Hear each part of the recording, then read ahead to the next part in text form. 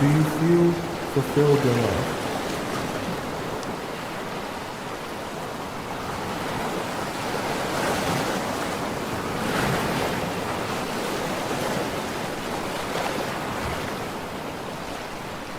The show will begin in 4 minutes. Are you ready?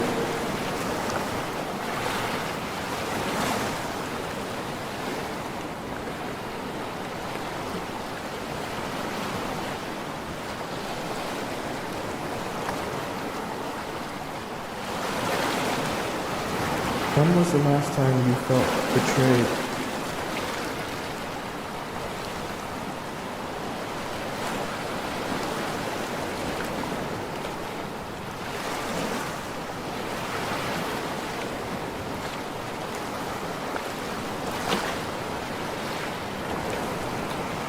When was the last time you felt loved?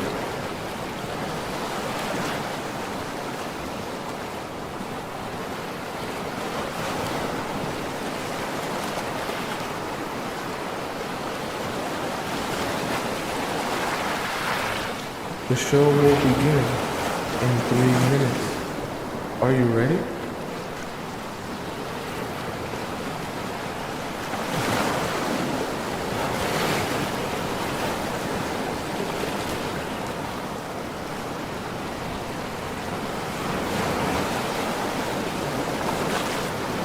What did it feel like to be in love?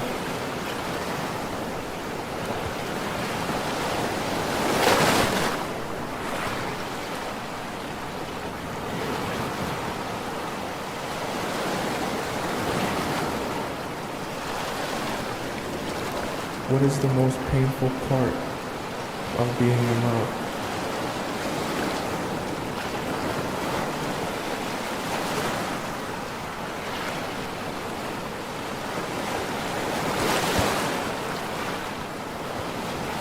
The show will begin in 2 minutes.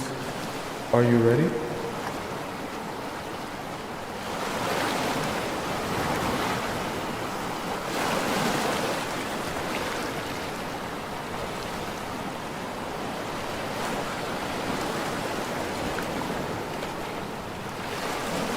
Are you ready to be transformed?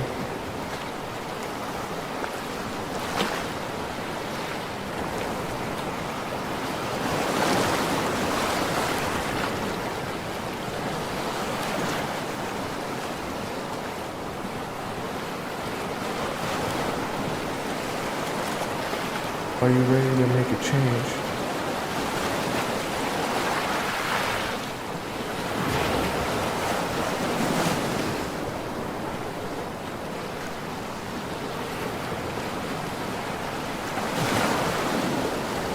The show will begin in 1 minute. I hope you're ready.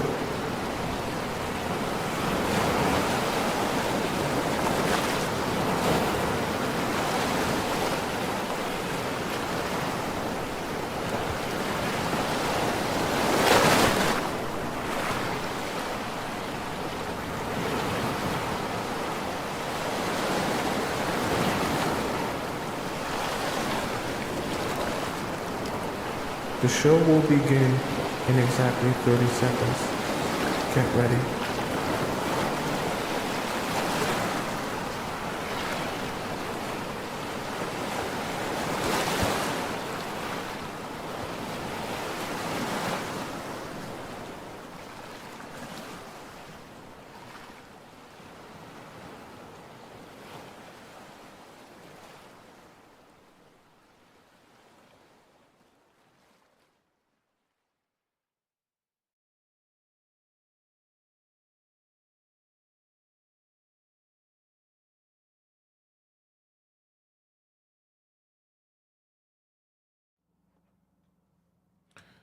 What if I told you men liking crazy girls is one of the biggest lies you've ever heard in your entire life? What if I also told you if you just understood that becoming more unattractive to men is in line with you becoming crazier with men, then your life would be flipped turned upside down? If you don't want to be seen as unattractive to men, then join me on today's show where we'll be discussing how to never make men fall in love by acting crazy. That way, you not only understand exactly what not to do, but you also learn a very important and effective alternative strategy to use instead. Welcome to welcome to the Players Club. If you're paying attention to me and everyone else in the live stream, please say here present so that I know you're here present and actively participating. Had a little tongue twister there. How are you guys doing today? Are you guys doing well? I hope you're doing well. It's so good to see you here. Someone said, is this number one? No, we just started. Okay, you're here right on time. All right, who we got up in the TikTok chat? We got Sarah here, Trina here. We got Kayla here, Dee Dee here. I even forgot yesterday I didn't introduce the show. Or sorry, I didn't introduce or say hello to all of you guys. I just went right into it, so I got to make sure to do that today. Jess is here, Monique is here, Nels is here, Sasha is here. Welcome all you beautiful people. And of course, we got in our TikTok chat, we got Sharice, SH, and Scotty as our three moderators. Who we got over in our YouTube chat, by the way, for those of you guys who are on TikTok, I'm live on YouTube as well. In our YouTube chat, we got Null is here. We got Sharon here. We got Malik here. We got Minnie here. We got Yasmin here. We got Irina here. Let me shout out our members. We got Ivy, one of our amazing channel members. Henya, one of our amazing channel members. And who else we got here? We got Vanessa is here. Ashley is here. Welcome all you beautiful people. And of course, we got Missy America holding us down in the YouTube chat. So good to see all you beautiful people. Now, let's get this party started on the road. Today's a very important day today that I hope none of you miss out on, because I hate that some of you get tricked into doing this in your relationship. Tell me in the chat. We're going to start. This is going to be a participation type of day today. Tell me in the chat if you've ever heard a guy tell you that he likes crazy girls, or when you did act crazy, he was like, yo, I kind of like it when you act crazy around me. Yo, that kind of turns me on. We're going to break that down. I want you guys to tell me if you've ever heard a guy say that to you. We're going to have a discussion about this and why you should never do this. All right. So let's start off with number one here. Number one, I want to encompass the myth so we're all on the same page here.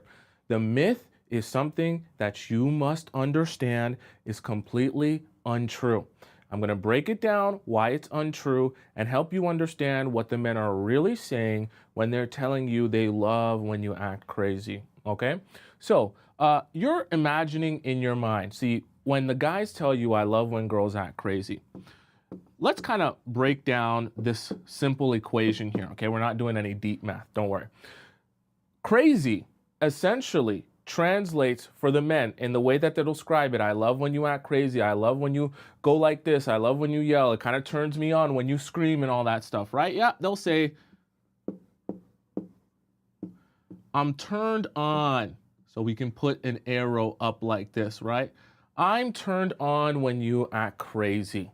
Okay, gets me fiery. I like seeing that fire in you. I like spicy girls. It makes me understand and know that you're spicy. It makes me feel good. So you think to yourself, well, if me being crazy turns you on, then maybe I should do that a little bit more, right? Maybe I should be like that a little bit more so that you're into me, so that you like this relationship and all that good stuff. And so subsequently, today we're going to break down two different sets of emotions. So we're going to talk about crazy, and then we're also going to talk about indifference, okay? We could also call it nonchalant. I know the Gen Z people, they like to say nonchalant, but today we'll call it indifference, right? So here's the thing about indifference for the men. Subsequently, if you being crazy turns them on, then you being indifferent is a turn off, right? Because when you're indifferent, when you're nonchalant, as the Gen Z, as the kids would say, it's not really that attractive. You don't really have that much spice, right? Or what a lot of people would describe it as well, they'll say you're boring. You're boring. You don't really excite me. You don't get me going. You don't rev up my gears. This doesn't feel like an episode of Euphoria, okay? Feels more like I'm reading a really boring book, okay? Like To Kill a Mockingbird or something like that. When you're indifferent, when you're nonchalant, I'm not into that. See, here's the mistake here, and what I kind of want to break down to you and why this is a myth. None of this here is actually true, okay? Indifference does not equal him being turned off, and crazy does not equal him being turned. Oh, why did I not put the? I put turned on, and indifference does not equal being turned off. See, what's actually happening, and let me break down this kind of equation here, right? When you're crazy, what's actually going up is not the fact that he's turned on, right? So what's standing up is not what's in between his legs. What's actually going up is his ego, right? You're stroking not his pee-pee, you're stroking his ego.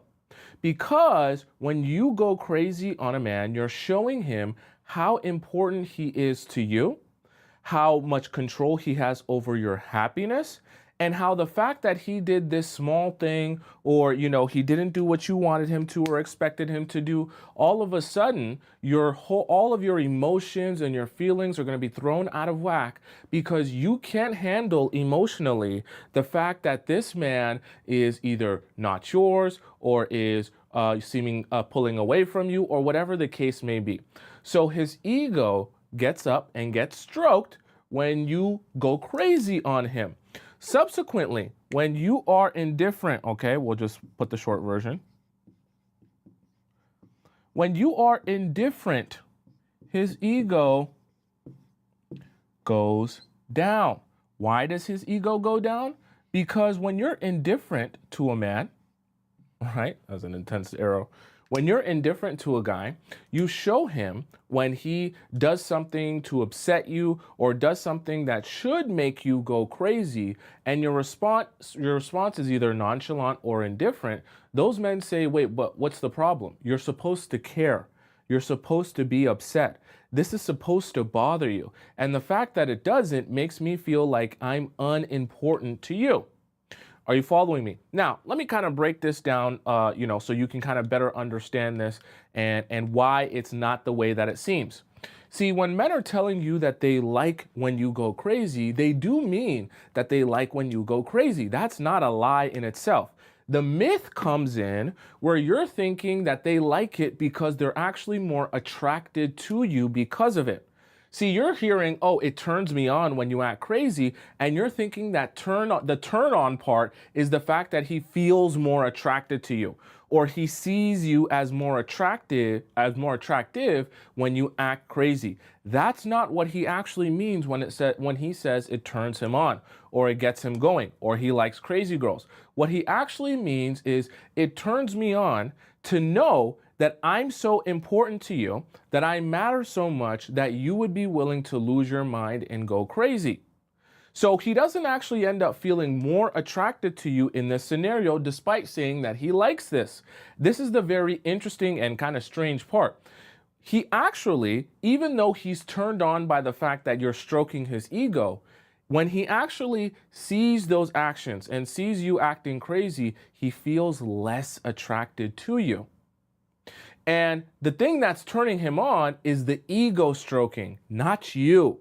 Okay, let me say this again, so you're not missing this. This is very important.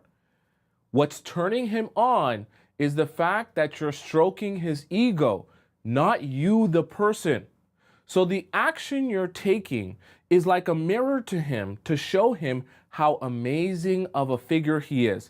That gets his pee-pee standing up. That's turning him on. What's not turning him on is you, the person. Your actions are only meant to represent who he thinks and believes himself to be. They're not actually about you. Okay, I know this sounds a little bit mean here, but I want you to take this in here. Those actions, when you act crazy, is not at all about you or your attractiveness. In fact, your attractiveness goes down when you act crazy. What he feels turned on by is his importance to you, or just to another human being, that he would matter that much that you would be going that insane. So the reason I kind of want to debunk this myth for you is because when guys tell you that they want you to act crazy, you're probably confused a lot of the times. When you do act crazy, those guys seem to be the ones that aren't very into you, or don't ever seem to want to act right, or don't ever seem to actually, be more attracted to you as time goes on. Despite them saying how much they love the crazy girls, all they do with the crazy girls is make them go more crazy by doing more effed up stuff. You would think if they love the crazy girls so much, they would actually treat them right. But ironically, they treat them worse, which makes them more crazy. Okay?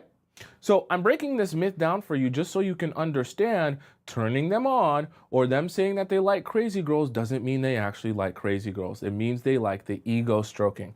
Now, let's kind of break this down a little bit more now that you understand why men say they like that, okay? And why that's a myth in the sense that you are receiving that, right? And we don't want you acting crazy because the men ain't gonna be more interested in you. Let me move this up a little bit. The men ain't gonna be more interested in you when you start acting a damn fool, okay? But we're gonna discuss this in a lot of detail here.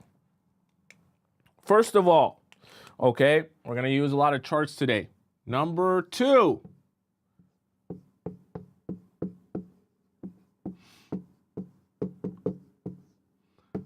Very important. Today's chart day, okay? Get your notepad out. So, in today's show, right, we discussed the myth. Now, I've talked to you guys about acting crazy and I've talked to you guys about indifference. And you've heard me talk about it on the show before. Today, we're going to break down, okay, so indifference is the way to go and crazy is the way not to go. But I want to give you practical advice and examples so you can see the difference between the two in all aspects of a relationship and how you're going to kind of manage all of this, okay? So let's talk about expression.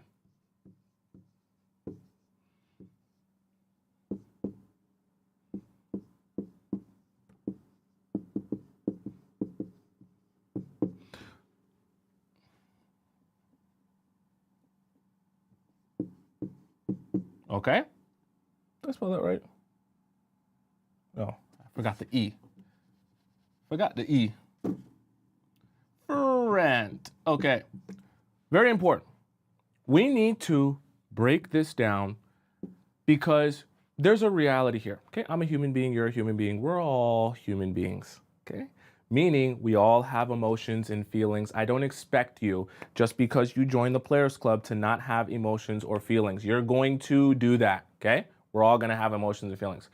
What's important, though, is understanding if you have emotions, feelings like the rest of us, you're obviously going to have to express those emotions and feelings.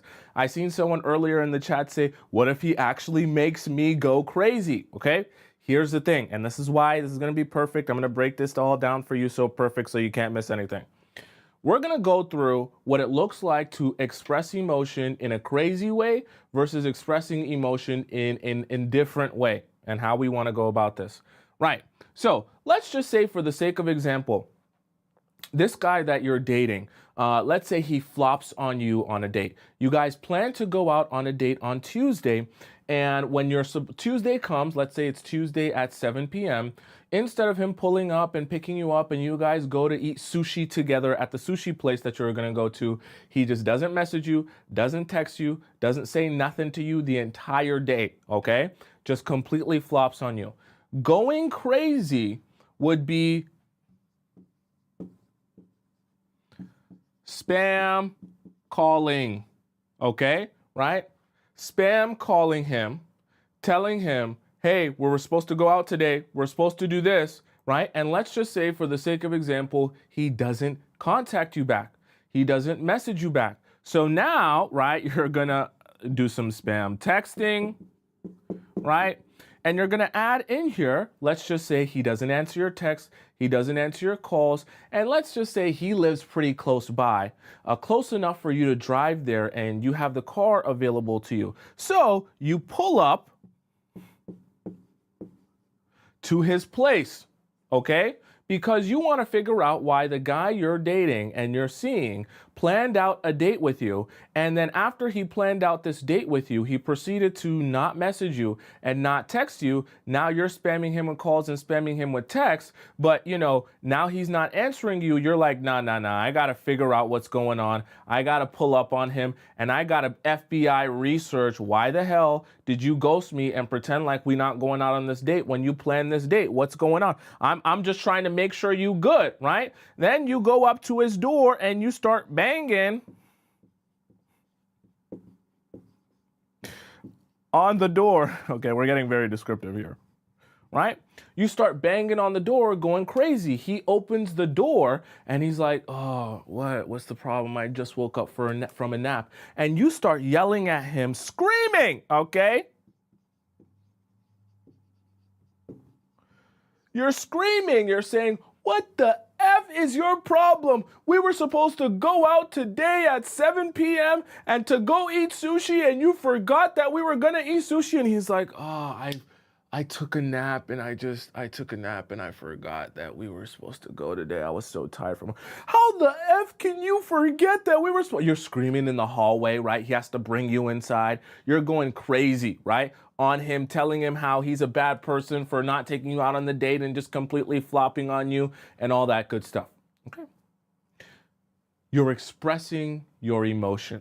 So you're thinking to yourself, well, he should just know that I'm just telling him how I feel. I'm just expressing exactly what I feel on the inside and communicating to him how upset this makes me. Here's the problem though. He didn't have the desire to apologize for what he did. You came to him and put him in a position where you forced him to feel sorry, or wanted him, I should say, to feel sorry for what he did. Yes, you're expressing emotion, but what does that actually resolve? Because he didn't actually feel like he necessarily did something wrong. In fact, when you banged on his door and told him all the things that he did wrong, all he did was give excuses for why what he did wrong wasn't actually wrong. So let's go on to indifference, okay? Because while that might turn on the guy, what he's not thinking of is, oh, actually, I should change or adjust my behavior. He's just thinking to himself, damn, this girl really cares. She must really not have anything else going on in her life because she just pulled up to my house and banged on it and starts yelling at me simply because I forgot about our date. She really, really cares a lot, a lot, a lot. Let's go into an expression of emotion as it relates to indifference. In the same scenario, this guy plans a date with you on Tuesday at 7 p.m. You guys are supposed to go to the sushi house and he doesn't message you about anything and completely flops. You're going to no call, no text. I'm talking about you. This is what you're going to do in response. You're not going to call him. You're not going to text him, okay?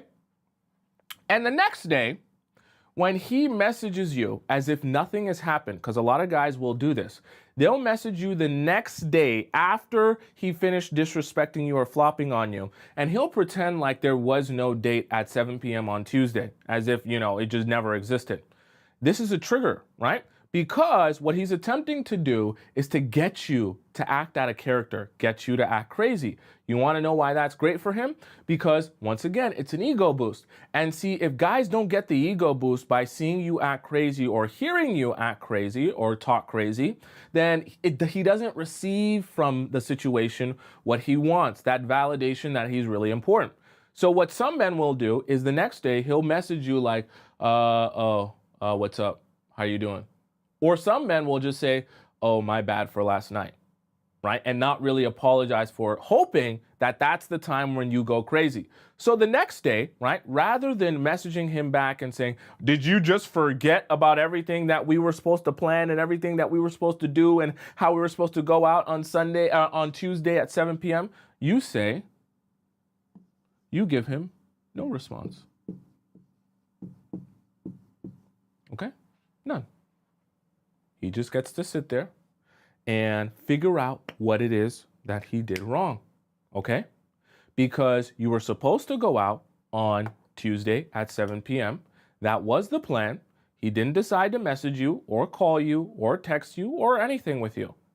And It's not your job to remind him of what he had planned with you. He's a man. You're also not going to lose your marbles if he can't recognize or be responsible enough to come to you and say, you know what, yesterday I want to make sure you're aware there was some sort of emergency, or I want to make sure that you know that I'm aware I made a mistake by flopping on you. If he can't see that or care enough about that, you do nothing. I seen someone say, Sarah says, revenge next time. I love that you said that, Sarah. I'm so glad to have you guys in the class participating.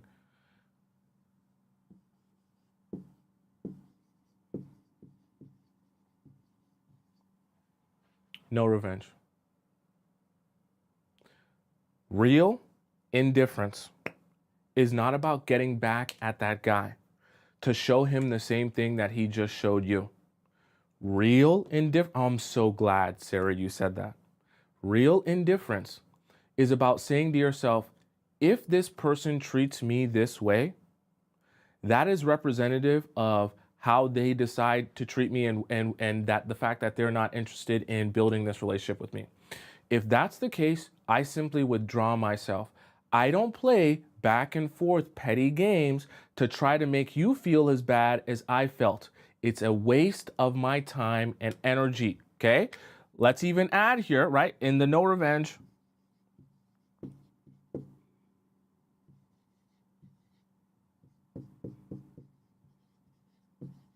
You waste no energy. No excess energy goes into explaining to someone that has done you wrong all the ways that they've done you wrong. We had a whole show last week about over-explaining. It's the worst thing you can do with men. Why? Because you're wasting a lot of breath trying to get someone to realize or see something that they don't even care to realize or see. Okay? Right? It's very important. You do not respond. You don't give no text. You don't give no freak out. Let that man who flopped on you for this date at 7 p.m. ponder on why you possibly aren't messaging him back. I promise you, even a semi-intelligent man will come to the realization, oh, maybe she's not messaging me back because we were supposed to go to the sushi house at 7 p.m. and, at this time, and I just never said anything. That's probably what she's not messaging me for, right? Or why she's kind of not ignoring me.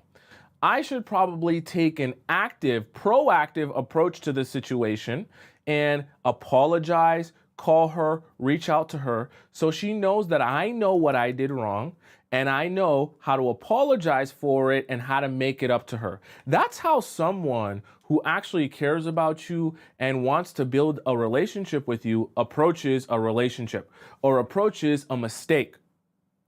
A lot of times when you go crazy, you don't even allow men to show you if they have that level of intentionality with you and in a relationship with you. Because by the time you go crazy, you never answer the question for yourself, would you actually apologize because you know what you did was wrong? Because you know that a change needs to be made, that an adjustment needs to be made, and that you actually want me to be happy, right? Because if the case is that he would have never apologized were it not for you trying to force him or realize he needs to apologize, then you're wasting your time. Okay? Right? So important, right? And I know it's easier said than done because this can come really natural to you when a guy upsets you. You just want to scream. You just want to go angry. You just want to go crazy on that man. But I promise you, I will assure you, every single time it will be a mistake. You will never get anything from a man other than stroking his ego when you go crazy on them. Withdrawing from them and letting them take time to think about what they did is always the best route to go when it comes to expressing your frustration. Okay, that's why I'm titling this point here expression, because you're going to express frustration. We're just going to figure out how to channel that expression in a different way that actually speaks to him. Are you following me? Okay, let's go into our next point. Very important. You do not waste no type of energy explaining and going crazy and screaming and yelling. You leave that to all of the other women who don't join the Players Club. You're chill, you're relaxed, your happiness didn't disappear because he flopped on you for one date. In fact, now that your schedule is free, you have so much time to do a whole bunch of other things. Okay? You're not tripping, all right? So, number 3, very important. Okay? Let's talk about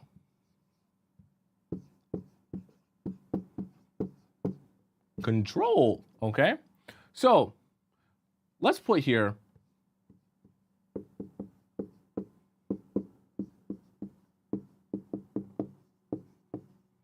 control equals confidence, okay? Very important to understand, all right? Because the control I'm talking about is not control over someone else. The control I'm talking about is control over your own emotions.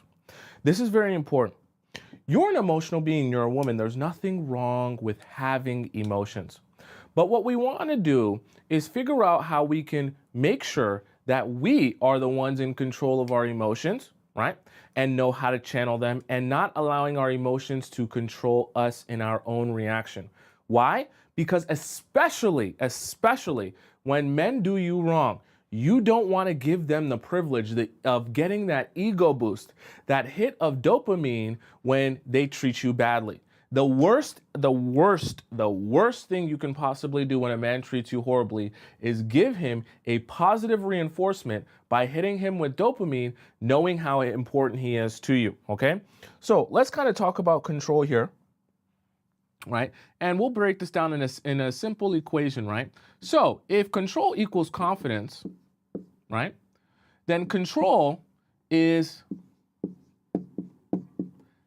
sexy, okay, right? Because we talked about at the beginning about attraction and why men will tell you, hey, I'm really attracted to you, or really attracted to the type of girls who will go crazy, right?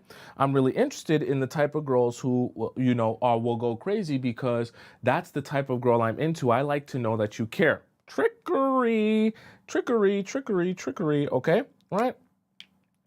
And control also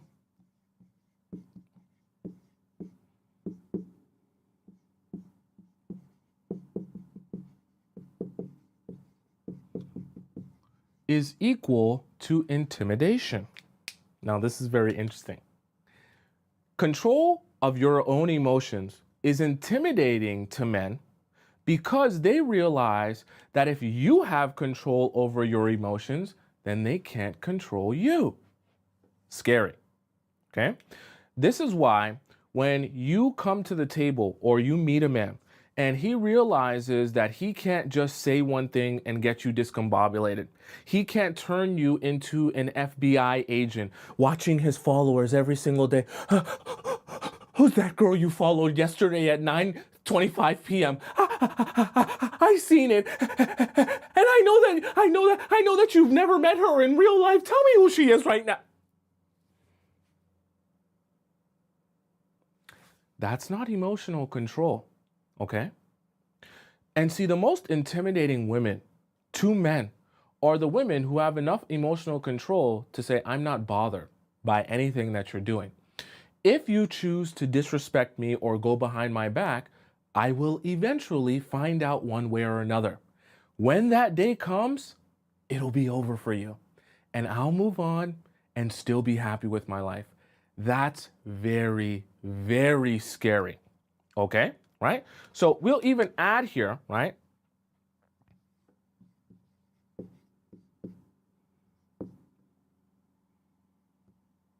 We'll call it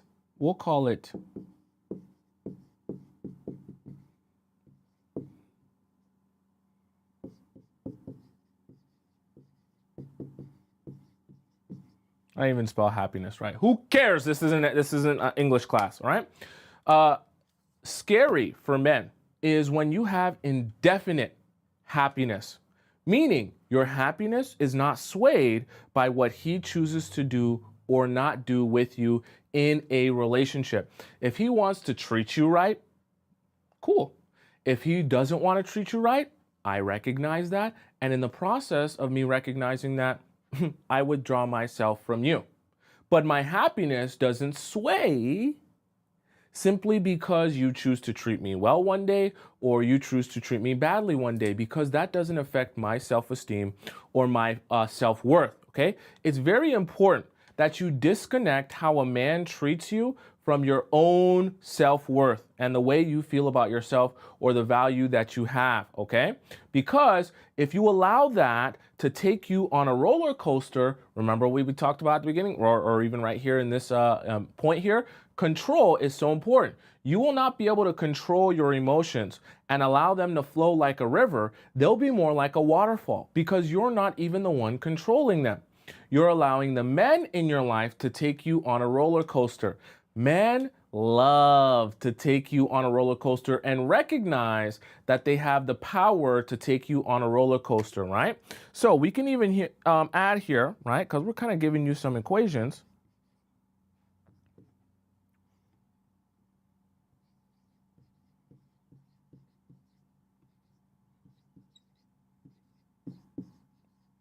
So I want you to kind of think of this as well, right? That power, right, in a relationship is going to be in the hands of whoever can have more control over their emotions and make more logical decisions based on the facts or the evidence or what they're seeing or perceiving. I'm not expecting you to not have emotions or react to anything at all. What I want you to start getting good at is understanding if I want to communicate a message, if I want to express frustration, or if I want to give him space to actually make a change here, there's a different approach I must take. And a useless way to show those or express those emotions would be to act crazy, because I'm simultaneously, while using up a lot of energy, I'm also reinforcing in his mind that the way to make yourself feel very important to me is by doing something that I don't appreciate, I don't like, that makes me upset, because that's when I'll go crazy on you. And when I go crazy on you, you'll feel important. Right? I'm giving you all these different equations just so you can kind of connect the dots here, right? When you go crazy, that's a sign to him of how much power and control he has over you. But when you keep that control over your emotions for yourself, or you just channel that emotion, those emotions that you have within you into something else other than going crazy, then you win. Because you don't give him that reinforcement that, hey, I'm really important, which is exactly why you're going crazy on me, okay? Does that make sense to you guys so far, and why that's so important? I know this, can be a little bit of a shock, especially if you've been hearing all your life from men, hey, we love it when you go crazy, it turns me on and things like that. Please understand, control is sexy. Control is attractive. That's what's really going to mesmerize them and say, whoa, oh, wow. So you're not going to look through my followers every single day and try to check on me and what I'm doing all the time. You're actually just focused on yourself and what you're doing. Wow, you're pretty disconnected from what's going on with me and in our relationship. Not that you don't care, but men see that and they go, oh, actually, this is not someone to mess around with. Because clearly, if she does find out that I'm doing something wrong behind her back, she'll gladly leave me. It's not even like, it doesn't even seem like I'm bringing that much to her life anyways. I know that it sounds horrible that you have to present yourself this way for men to respect you, but I don't make the rules, okay? I can communicate the rules to you so that you can better understand it, all right? By the way, chat, a little fun tidbit here. If you ever meet a guy and he ever says that you're intimidating, fun fact, all right? If you meet a guy and he tells you that you're intimidating, you're in the right place, okay? Keep doing exactly what you've been doing. If a guy tells you you're intimidating, that's perfect. That means he sees you're not someone to mess around with and you clearly know what you want. That's scary to men. When you ever notice they don't call women intimidating that are fun girls that will say yes to anything and do anything at any time? That's not intimidating, because that's easy to control. When you're not easy to control, it's very scary to men, all right? So just a little side note. Number 4.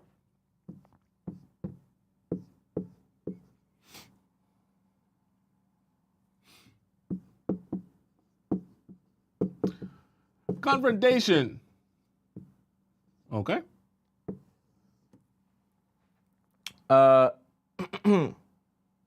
Let's do our chart again.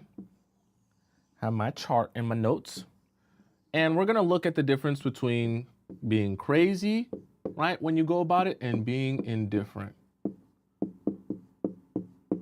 in the way you go about it.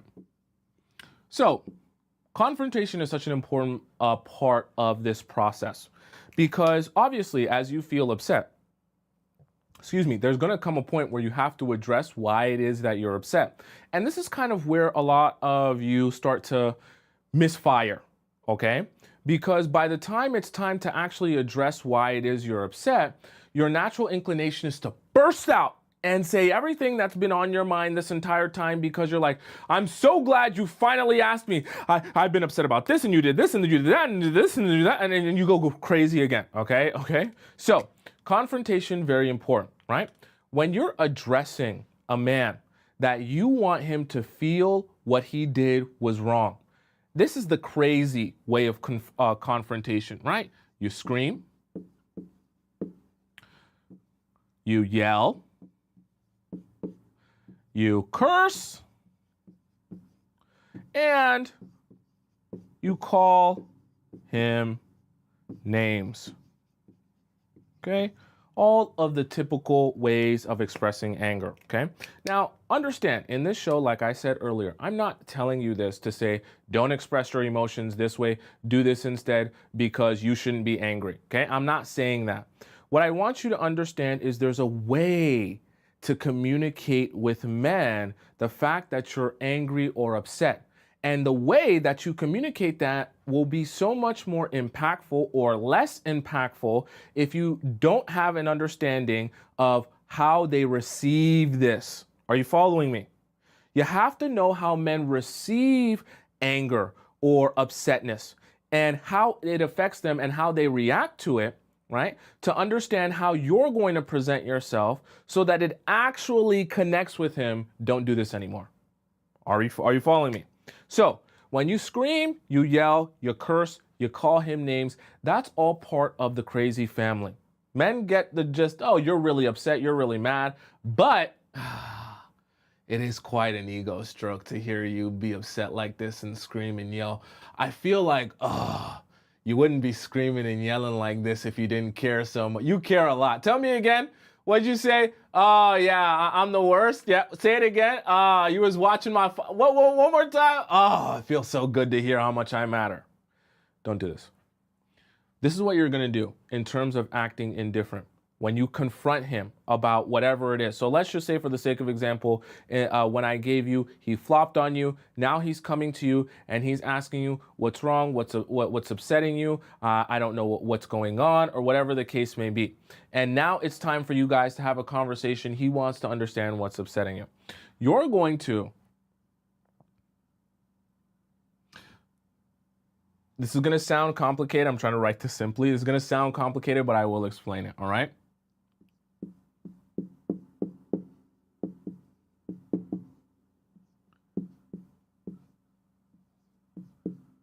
I'll put it down here.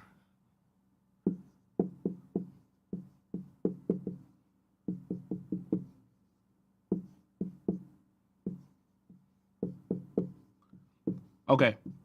I really want to break this down because we've actually never really talked about this on the show before. And this is a very important part of doing indifference the right way. When a man comes to you and he approaches you, trying to address the situation at hand, right? So this is now confrontation where you guys have to talk about what's going on and you do have to be honest about what you're feeling. This is very important. You're obviously not going to scream and you're not going to yell. You're not going to do any of these things. As well, though, when you're explaining to him what's bothering you, there's a very particular way I want you to present this. I want you to present this from a non-personal standpoint. This is really powerful, okay? I want you to really soak this in. You don't want to make the mistake of, when you're upset at a guy, saying, you did this to me, you did that to me, you did this to me, and you did that to me, right? It's very personal. It's like a personal attack, right? Charismatic said, stay objective. You're getting it. You're a smart cookie. You're getting it. So what I want you to do instead, when a guy asks you what's upsetting you or explain what you want or why you're dejected or feel indifference, I want you to explain your expectations of anybody you were to be in a relationship with. And essentially, what you're going to be describing is that this is where my standards are. You simply didn't meet that. I'm not saying you didn't. I'm just saying that's where my standards are for anyone. And anyone that doesn't meet those standards, I don't deal with them. It's a very simple concept. And is depersonalize even a word? You depersonalize the situation and you frame it from a standpoint of, I'm here. Anyone that deals with me will be here. If they are not here, I don't even see them. It's a very simple concept, right? And this can sound really strange to some of you who've never practiced this before, but this is a really powerful way of framing any sort of confrontation or thing that you want to address to men that you're in a relationship with. Because when you frame it like that, you frame it from a standpoint of, I'm detached or I don't feel attacked by what you did. Doesn't affect my ability to feel value in myself, and you didn't upset me by treating me badly. I just don't have anything to say to you if you're not going to meet me where I'm at. It's a very simple concept. You don't make me feel like I'm less than. I know I'm here, which is exactly why I pay you no attention if you're down here. Okay. Someone said, give me an example. So, for example, let's say in the example that I gave earlier in the show, the guy flops on you for the date and he doesn't say anything to you. And let's just say for the sake of example, he's asking you, what's up? I apologize for what I did. Can we talk about this? I want to call you on the phone. And he calls you on the phone, right? The natural inclination when he says, yo, I'm just so sorry and it's my bad and whatever the case may be, and he's giving a bunch of silly excuses. Your natural inclination is to scream and to yell. Now, in this example, what I want you to do is, let's say he confronts you about this and you guys have to address the situation. What I want you to do is say, you know, I just expect any man that I date that when I plan a date with someone, we go through with it. If you're not capable of that, that's fine. But that's my expectation of any guy. Okay. The man that I date and spend my time with is capable of planning a date and sticking to it. Simple. I only date adults. That's it. Okay. You don't have to add that. That last part in was shit. Okay. We don't have to add the shit. But you get my point. What you're doing is you're depersonalizing it from, hey, you did this to me and it upset me and you made me mad. You're saying, no, I'm here. It's very simple. My level, you want to understand it? You want to hear me? My level is here. I date men who can hold a date, plan and schedule it and go through with it. Very simple. I don't deal with any guys who can't do that. Very simple. That's all you really have to say. And any further explanation that he asks of you, you're essentially going to just say the same thing. My level and standard is here. If you cannot meet that, or anyone in my life that cannot meet that, it's fine. Once I realize that, I don't give it any energy. Very simple, right? You're depersonalizing it, and you're also helping him understand that just because you flopped on me, it didn't make me feel worse about myself, right? When you flopped on me, it just showed me who you are. Framing things is very powerful, okay? So, right, you're gonna reframe this.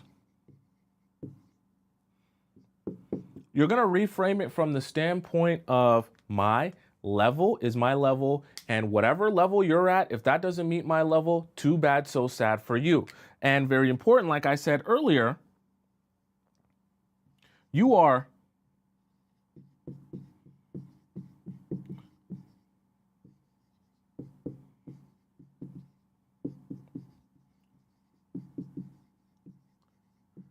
unaffected. My writing's always slanted because I'm on the side here. You're unaffected by his treatment of you. And what I mean by that is his treatment of you doesn't affect your self-worth or your ability to feel good about yourself. If he wants to treat you badly, cool. you go ahead, try it. You'll realize it's going to be a waste of your time because I'll never speak to you again. I know it sounds very cold. I've seen some people in the chat even say, "Oh, that's really cold. That's really cold. I don't know if I could do that." Here's the thing, though. See, when you're this cold with men, that's what actually. And I love you so much, which is why I'm trying to help you understand. When you're this cold with men, that's what really makes them stand up straight and go, oh, wait a second. You don't got it. Why are you so mean? Come give me a hug. You so mean, girl. We don't gotta be. Why you gotta talk like that? You don't gotta talk like that. Me and you, we friends. Why you so cold like that? And see, the guys will try to get you to soften up a little bit, right? Because that's when they actually know, oh, I'm actually in trouble. There's actually problems here. Going crazy, they're not going to tell you, oh, girl, calm down. I thought we was friends, right? He knows you have to care to go that crazy. But when you're that detached and you're like, look, this is my level. You're not there. I don't really care. Just it doesn't bother me. I'm just going to move forward. They'd be like, whoa, why you got to trust? I can change. I can adjust this. I can adjust that. But it's perfect for you because now you have the men saying, wait a second. I don't want you to walk away. I don't want you to just let this go like that. Let me make a change here. And see, just that fast, you don't even have to speak up. You don't got to yell. You don't got to get your hair all frizzled up. You just let that man figure out what's wrong and figure out how to make an adjustment or else. And if he can't make the adjustment, perfectly fine with you. You'll walk away. You got to see, in relationships, I'm going to give you guys a little side note here. In relationships, you got to understand that your power is in your leverage. And when you have a lot of the control and you have the emotional control to say, I'm not going to lose my mind, I'm not going to freak out. And if you're unprepared to meet me where I expect you to meet me, I'm going to walk away. You're exercising your leverage. And when you exercise your leverage like that, you're shifting the dynamic into your favor.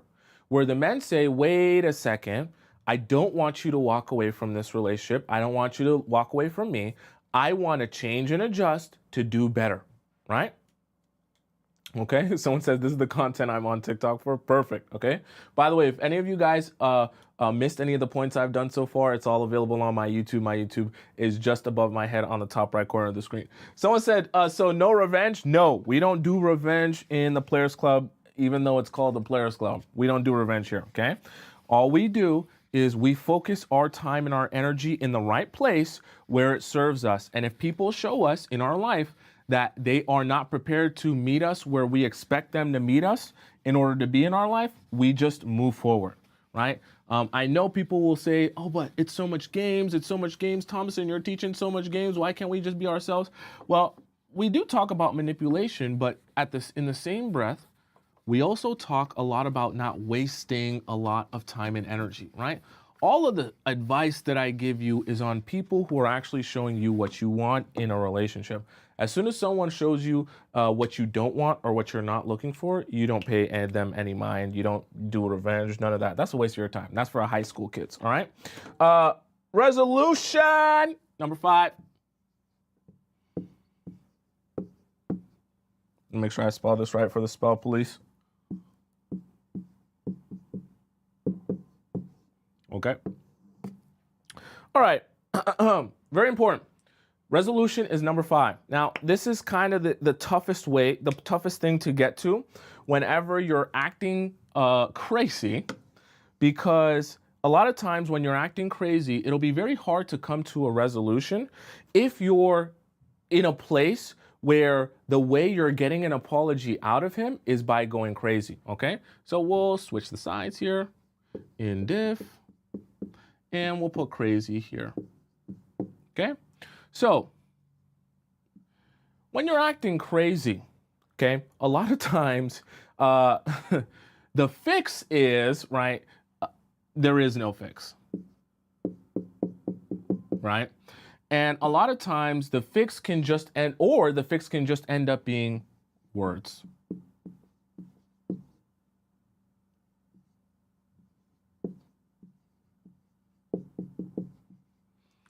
/ no action. Why? Because so much energy gets put towards the yelling and the screaming and the cursing that there's no more energy left at the end for, okay, how are we moving forward? Okay? This is point number 5. Those of you who are under 20, please exit the chat.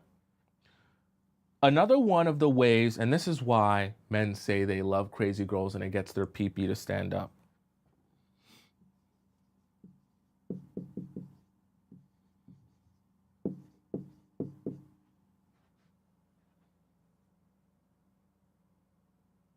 Don't do this. Okay? When you act, I dropped my cap here. When you act crazy, thinking that you're on an episode of Euphoria, and then you channel this craziness into some crazy makeup sex, you are sending him all of the exact wrong signals in order to help him understand that it's necessary for him to make a change. Makeup sex is not a resolution, okay? I know sometimes it can be confusing and your emotions are riled up, and sometimes the emotion goes right to your in between your legs and everything goes crazy. You're not on an episode of Euphoria. You're not Maddie. He's not Jake. Get a grip and understand that if you want a better future with this man and you actually want him to not do this anymore, you cannot be rewarding him with positive feedback and reinforcement for doing the wrong thing. This is a mistake, okay? When you get riled up and you end it on this note, no actions, right? Just some slight words, maybe a cheap apology, but nothing actually gets fixed. And in fact, in the process of nothing getting fixed, you're actually reinforcing that he should do that thing again, all right? Please don't do this. Indifference. Excuse me. How are we going to go about this if we're indifferent? If we're indifferent, I should say, right? So we're going to allow him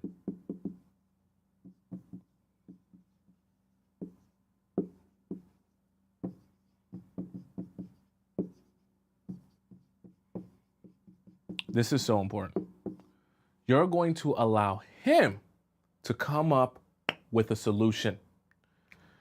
If that man wrongs you and he does something wrong to you in this relationship, let's say for the sake of example, he flopped on you like for the date, like we talked about earlier, you let that man figure out why he flopped on you on that date. What was the external circumstance or situation that caused him to flop on you? Then you allow him to think to himself, okay, I flopped on you on this date because I had to take a nap because I had a really crazy project at work. In the future, when we go out on dates, I should probably ask you out on a date either at the beginning of the week, like on a Monday when I'm not going to have crazy work, or on the weekends, or maybe at the end of the week when I don't have projects going on. Because the projects make me stay late, which makes me more tired, which makes my week more stressful, and then I want to take naps, right? So you have to understand, giving men the space and allowing them to come to you with their resolution after you say, this is my standard, I'm just letting you know, you're asking me why I withdrew from you, my standard's here. Anyone that wants to be part of my life has to meet this standard, very simple. Then you let them say, okay, I have an idea on how I can meet your standard in a way that works for you, that we can avoid having this same mistake happen over and over again, okay? Right? Very important, right? And Diddy's such a smart little cookie in our TikTok chat. She actually beat me to it, right? Then you're going to observe. Part of our LORA acronym. Listen, observe, receive, analyze, right? You're going to observe. You're going to observe what happens after he gives you this resolution. You're all you got to say whenever he tells you how he's going to change the situation and adjust it and make it better, you say, okay. And in your mind, you also add, we'll see. Because you're going to observe if this actually gets changed or not. And if in a scenario he says, okay, I'm going to change this, I'm going to make sure that we only go out on dates on a Monday or on a weekend or on a Friday so that I don't have projects due and I'm not super tired during the middle of the week. Okay, cool. We'll see. And then when he asks you on a date on Monday, let's see if he actually is capable of showing up on time and not flopping on you like he did before. And if he does the same thing again, then you know he's not actually about what he says he's about, and you don't have to bother yourself ever going back to that man again. You don't need to be giving multiple chances, all right? But what you show him through your indifference and your response to him is that I am upset and I am frustrated. But my expression of my upsetness and my frustration is not to go crazy on you. Because I don't want you to feel so important that you actually start doing this over and over again to feel some sort of validation from me. If you make this action, you will not get anything from me. You won't get validation from me. You won't get emotion from me. You won't even feel like I care about you.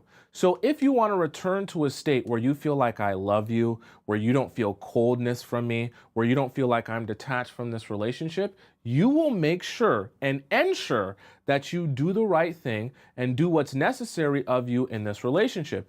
If you choose one day not to, you won't hear from me anymore. I won't be going crazy on you. I won't be chasing you around. I won't be yelling at you. I won't be screaming, slashing your tires, breaking your windows. Someone else can do that. I'll just move forward with my life. Okay? Have you ever heard of an ex that came running back or crawling back because that girl started acting crazy? No, it never happens like that. That ex only comes crawling and running back when you actually say to yourself, yeah, I'm actually moving on now. Then when you're actually moving on and you're thriving, they say, wait, I've made this change, I've made that change, I'll change anything you want, I'll do anything you want. And you're like, honestly, I don't care. Okay? Going crazy doesn't do anything but stroke his ego, right? We don't want that. We don't want you aiding him in feeling good about doing something wrong. Very important. All right, chat.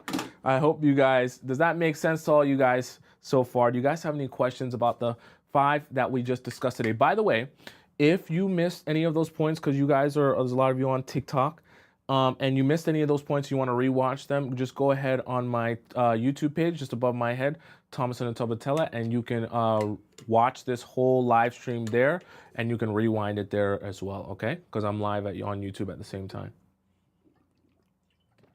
Okay. Great Fortune Cookie says, but what if he apologizes and says he'll be better? Are we allowed to give another chance? Yes, you can give another chance, but this is where the observation comes in, right? You can give him another chance to be better, but you're just going to say, okay, and realize that during this time, you're going to let him be and see what he would rather do. We talked about that in another show. You see what he would rather do. So when he tells you he's going to make this change and make that change and make that change, let's see if he actually follows through with it. And if he doesn't follow through with it and you're now going in a hamster wheel because he's making the same mistake the exact same way for the exact same reason, now you know, okay, I gave you an opportunity to make an adjustment. I let you be, and I saw what you would rather do, and you still chose not to make an adjustment. Now, at this point, you have a decision to make. Are you going to continue giving him chances to make adjustments only for him to fail at those adjustments? Or are you going to say, this is enough of me wasting my time here. I'm going to give you chances until I'm blue in the face and nothing's going to change, right? You got to start making decisions after a while. Madison says, as a crazy girl, it will be a long journey to unlearn these things. I'm telling you, it's tough when you hear guys talking about how much they love craziness and crazy girls. You're soaking that in, right? And you're feeling like that's what you should embody. Then when you watch your movies and you watch your TV shows, you watch Euphoria, you read Wattpad books, right? Or Wattpad, right? And you watch these romantic movies, right? That are really extreme. All the emotion is really strong and intense. You start to feel like, it seems like this is what men want. I see it in my movies and I hear them talk about it on social media. It's not really what they respond to though, okay? And when you realize that the women that get the most out of men are actually the coldest to them, especially when they're upset, that's when your whole kind of world flip turns upside down. and you actually end up getting what you want and in a place where you feel better about yourself as well. Because trust me, after you do all of this that we talked about, where you kind of change your response to being indifferent instead of being crazy, you actually feel more empowered, right? You don't feel like you went out of character. You don't, because you can start to emotionally feel like you're spiraling when you're going crazy, which just makes you go crazier because you kind of feel degraded by going that crazy. Do you understand what I'm saying? Have you ever gone crazy on a guy and you start to feel like just worse about yourself because you're like losing control? And it just makes you overall feel like a worse person. Even though you're the one that's supposed to be upset, now you just feel like you're spiraling. And it's horrible. It's horrible, right? And I don't want that for you. Because when you can actually stand up straight and be like, no, I'm taking a deep breath. I'm upset, yes. But am I going to give you that energy? No. I'm going to give myself that energy. And you just namaste. You stay put. You allow him to realize it if he's going to realize it. And if he doesn't realize it, hey, don't realize it then. And you end up feeling so much better about yourself. And even if you end up breaking up because let's say he doesn't ever try to make a change, or let's say he just totally doesn't care or disregards you, then at least you walk away with dignity. Because the reality of it is, if you break up with a guy that wasn't treating you right, let's say the both of you break up, and you keep your dignity by staying indifferent and not going crazy, at least you leave that situation feeling good about your response, right? And not feeling like because I crashed out, I have to now overcompensate by trying to remedy the situation and keep the relationship because I feel bad about crashing out. Crashing out can actually help you spiral to make you feel like you have to band-aid or mend the situation, and now you're trying to save stuff. It's very horrible. Trust me, I know, because I've helped so many of you avoid the crash out and try to reverse after crashing out. Because as soon as you do that, you start thinking about how you can reverse it all. And it's easier to just not do it in the first place, right? All right. Marvel said, this guy's the exact definition of think like a man. Hey, maybe I took over for Steve Harvey, okay? Does that make sense to all you guys, right? Does that make sense? Someone said I need this course 3 months ago. It's okay. Now that you're learning, and your brain is firing on different cylinders and you're starting to absorb all this information, trust me, when it impacts you and it stays with you, you'll take it into your talking stages and your dating stages, and then you'll have the men saying things to you like, wow, you're so intimidating, you're so much different than any girl I've met, right? You kind of scare me. When guys say stuff like that, you kind of scare me, that's good. We're in a good place, okay? You just act like, oh, why do I scare you? Tell me, right? And they're going to say things a lot of the time like, oh, like you're very cold, like you know what you want, like you're just intimidating, you walk with confidence. Trust me, it's all the same stuff, right? When the guys are intimidated or scared by you, it's because they see you walk with confidence and that you're assured in yourself and what you want and knowing what you're going for and knowing your worth. That's obviously going to be scary because men can't control you that way. And if they're going to get access to you, they're going to have to meet you at that level. Right? Men who aren't ready to meet you at that level, they'll be very intimidated by that, right? Okay. Kay says, what do you do when he calls you after you withdrew after his disrespect? If he calls you wanting to apologize or talk about the situation, you let him talk. That's the great thing about withdrawing. When he comes to you, you say, okay, what do you have to say? You called me, right? What do you have to say? I didn't call you. I didn't ask to speak to you, right? If you want to talk or you want to apologize, talk. What do you have to apologize for? I'm not asking for an apology. Do you feel you need to apologize?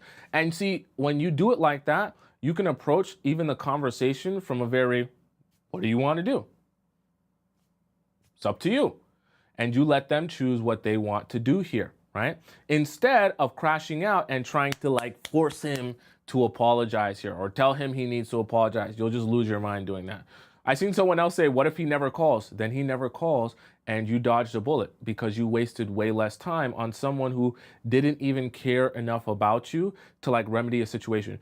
If a guy treats you wrong, like very wrong, and he doesn't even bother reaching out to you to apologize for what he did to you, or he just wants to act as if it never happened or never addresses it, then that means he doesn't even care about you in the first place, okay? And all he was trying to do was extract from you and use you. And when he realized you had some self-respect, he was like, I'm not here for you to have self-respect. I'm only here to use you, okay? I'm telling you the truth because some men are going to build relationships with you for that reason, to just use you. So when they realize that you're going to have some sort of self-respect, they'll just be like, that's not what I signed up for. I signed up to take advantage of you, right?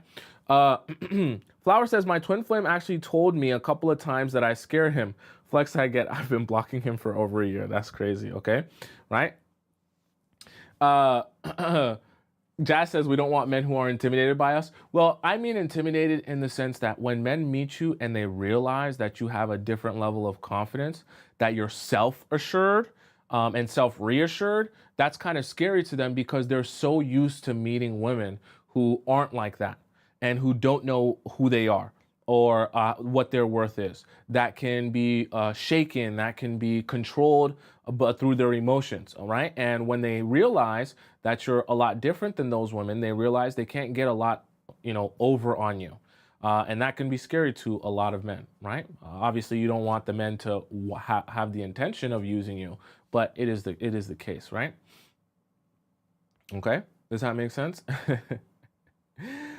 Easily manipulated, yes, right? Someone says, did I mess up? We hooked up last night and he said he'd make me his girlfriend, but he never asked. Well, if he never asked, then he's not serious about it. He's not serious about it. Does this logic work for situationships? Yes, this logic definitely works for situationships. Now, I want you to understand, in a situationship, you don't know what their actual intention is. And a lot of times, if it's a situationship, he probably isn't that serious about it. So what you're going to realize is when you act indifferent to a situationship, a lot of the times, your response that you're going to get is for him to ignore you as well, because he doesn't even care enough about you to want to actually address the problems that you're having. So some men, when you pull away from, when you are indifferent to them, I should say, they will actually, their response to you will just be, oh, I don't care. Because I don't care about you or this relationship, right? But the same thing applies whether it's a talking stage or a situationship or whatever stage, right? Anytime a guy upsets you, you show him indifference, you don't go crazy on him, right? All right, chat, we're gonna hop into our next part of the show. We're gonna do something very special for this next part of the show. I don't wanna say it yet because I want you to be surprised when we go into it. It is gonna be our react segment of the show, but we're gonna be reacting to something different than TikToks today. Okay, and it's very important because I actually want all of us to hear this if you haven't already heard this. This is gonna be so great, all right? So I'm gonna clean up here. We're gonna watch and do our react segment of the show. Spam up your headphone and camcorder emojis. I'm gonna clean this board up here and pull my chair in. While I do that, we're gonna play an intermission video which comes from Matt Boggs. He's talking about how men know she's the one. Matt Boggs, take it away and I'll... And things that men look for. Number one is he looks for you igniting intense feelings in him. You see, we all have the desire to, when we want to be with somebody, we want to feel intensely about them. In relationships, you've got compatibility and you've got chemistry. Nobody's looking to get married with someone that they don't have chemistry for. So he wants to feel that intense emotion with you. And here's the interesting thing. Sometimes that intense emotion comes right out of the gate. It's like this lightning bolt thing that happens. Other times it's a friendship that can catch fire. But in either case, he wants to feel that he has intense emotions for you before he's willing to say, yeah, I want to spend the rest of my life with this person. Now, the chemistry, this intense emotion, is something that for the most part, he's either going to have with you or he's not. However, these next 6 factors, you absolutely have control over these. And interestingly enough, the better you implement these next 6 factors, the more intense his feelings will actually become for you. So the second factor that he's looking for is, does he feel at home with you? Does he feel like he can just relax in your presence? He can let go, he can be himself. You guys have a blast together, whether you guys are doing something super fun, like you're going to an amusement park or you're seeing the concert that you want, or whether you guys are running errands together, something mundane, you're going shopping, grocery shopping. Do you have fun together? Can he just be himself? And a large part of that is dictated by your own acceptance of yourself. Can you be at home in your own skin? Are you comfortable and fully authentic in who you are? Because the more you lead from that space, the more you give him permission to lead from that space as well. So the more that you two can be authentic and be real and be relaxed and feel at home with one another, it actually creates a foundation and an environment that fosters more feelings for one another. The third factor that men look for is, do you and him share the same vision for your life? Do you see that you want the same things out of life? Do you both want kids? Do you both not want kids?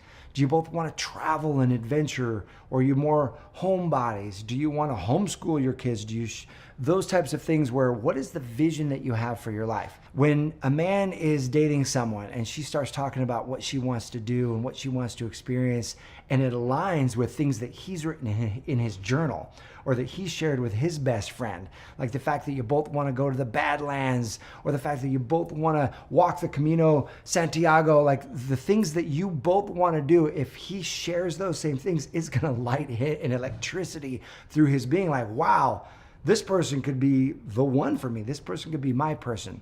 So do you share the same life vision for one another? And this leads right into number 4, is also, do you share the same values?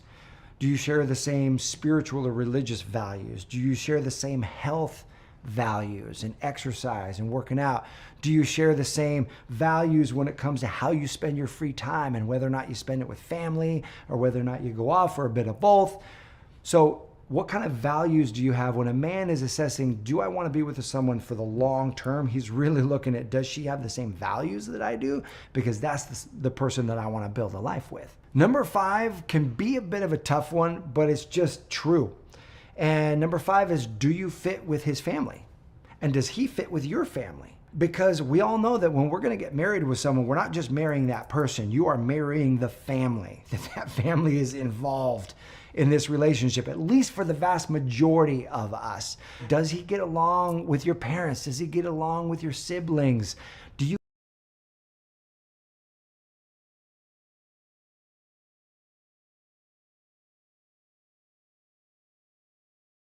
Something. All right. So we're gonna do something special today on today's show.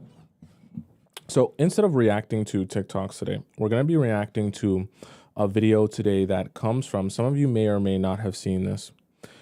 This comes from a woman. Her name on YouTube is actually let me find it here. It's she changed it, but it was a trophy wife here. Okay.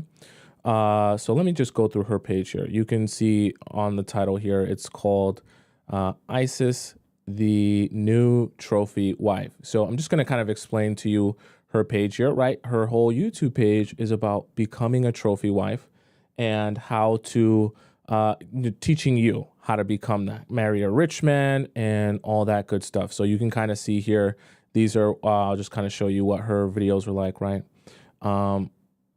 She kind of talks about, right, how to, walk away, how to find a winner, right? How to be the trophy wife and things like that. Nothing wrong with that. But so she was married to this man while being a trophy wife. And that was kind of the example of, how she was describing how she got him.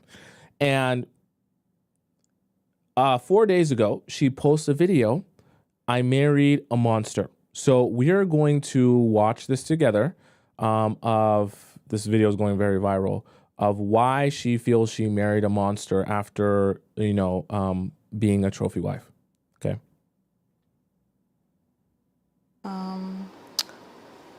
Welcome back to my channel, or welcome if you're new here.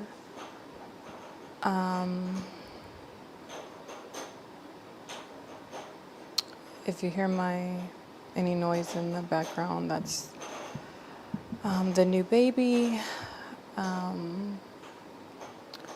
A lot has happened since the last time that I recorded. I think the last time you guys saw me, I was in my 2nd trimester, and yeah, I think I did post an update in the community section when the baby was born.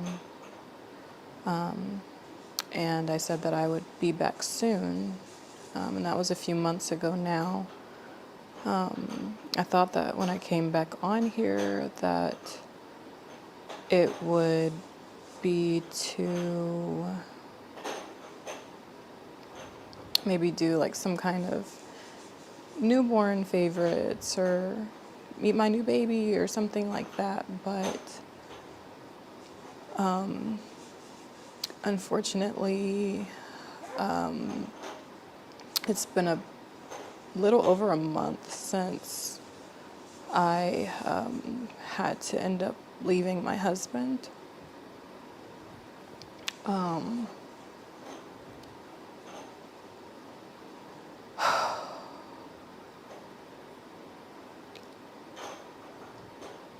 I honestly don't even really know where to start with this, just because it's just such a hard topic. And I honestly thought that by the time I got on here that I wouldn't have any tears left because I've just cried so much.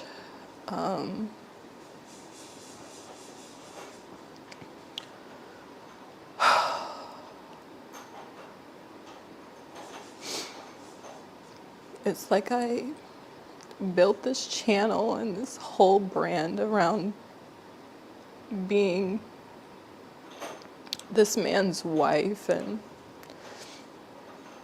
trying to teach other women how to attract good men and provider men and all these different things. And I truly held my husband or saw him as the bar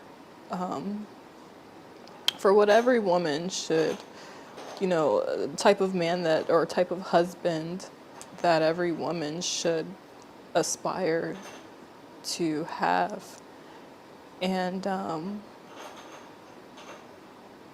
I didn't realize that the person I married was actually going to be my biggest nightmare. Okay, trigger warning for those of you who are sensitive to essay, because she's kind of going to describe some essay stuff here, and it's a bit graphic. So if you're triggered by that, please either, take your time away from the chat or mute this for a little bit because she's going to go into some details.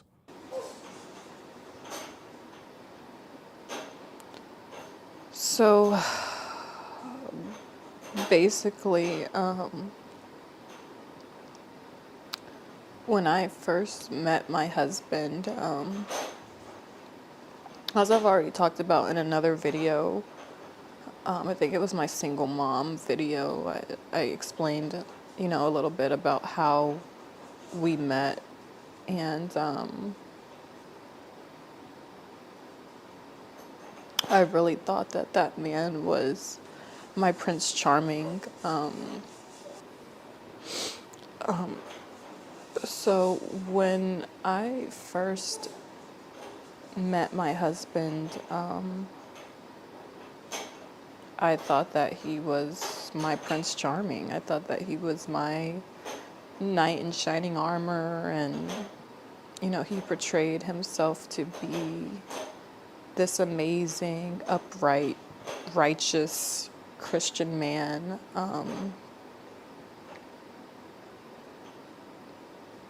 And I believed him.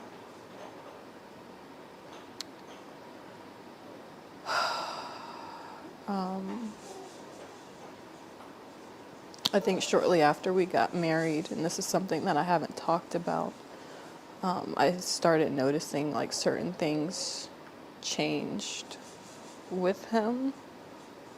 And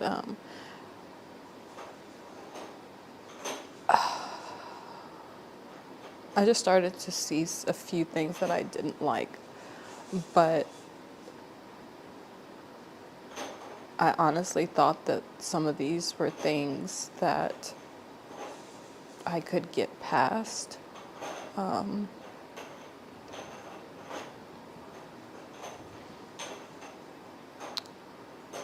obviously she has something on the screen there. I'm not gonna read it out. You guys can read it there. You see it there. All right.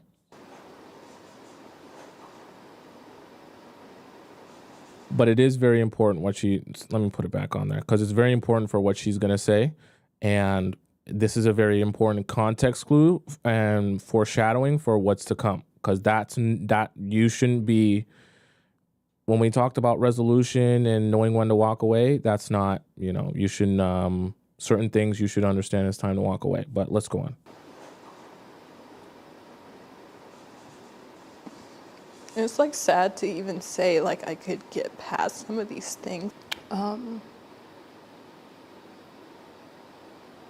don't even know where to start. 6 weeks ago, I was changing my She's about to get daughter, into it, Chad. Don't worry.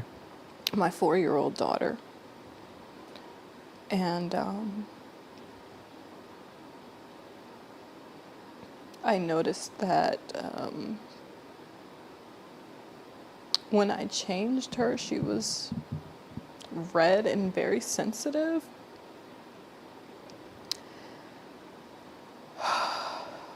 And immediately, my first thought was, did someone touch her?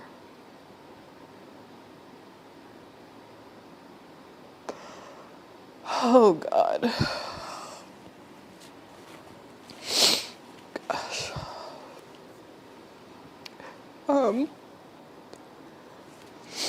So I asked her, I said, baby, did somebody touch you?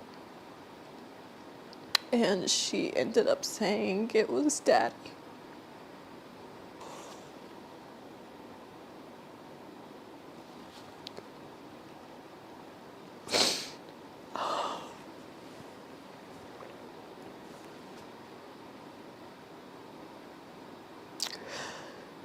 I felt like my world ended on that day.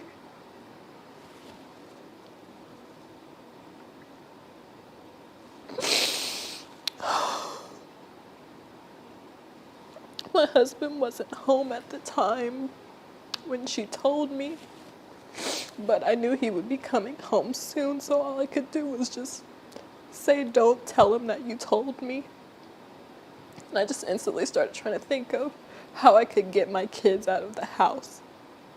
Because I knew if I confronted him or asked him about it, that he would just lie. And that he would probably just continue to keep doing stuff to her, but just become more covert or more sneaky or whatever. As soon as my husband got home, he was actually picking up the boys from school, my 2 older boys from school. As soon as he got home, I told him that I was gonna go Halloween shopping with my sister because I just needed an excuse to get out of the house with all the kids. And I knew if I said something like, oh, I'm going to the grocery store, that it would be suspicious. Like, why am I bringing all the kids and like packing things, like things that we would need and things like that. So going Halloween shopping was the best thing I could think of to just hurry up and get the kids out of the house. I'm sorry, I had to get myself together. So when I got to the hospital, they basically told me that we had to go to another hospital because they didn't do physical exams, like that kind of physical exam there. So a police officer escorted the kids and I to another hospital where they were able to evaluate my daughters. it ended up coming out that he had actually been touching both of my daughters, who are only 2 and 4 years old. It's insane. That's insane.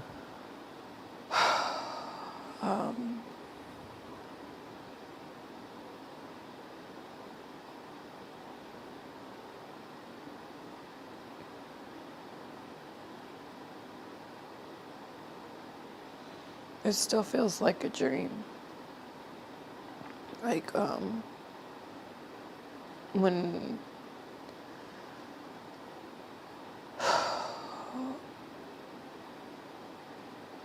when this first happened, I just kept waking up every day and just hoping that this was a dream. Because it's literally my worst nightmare. It's my worst nightmare. I myself am a product of RAPE. That's how I came to be. And was also, abused as a child by a neighbor's husband. And I specifically prayed to God that my children would never, ever, ever have to go through this. And I'm just not quite sure how this happened, why this happened.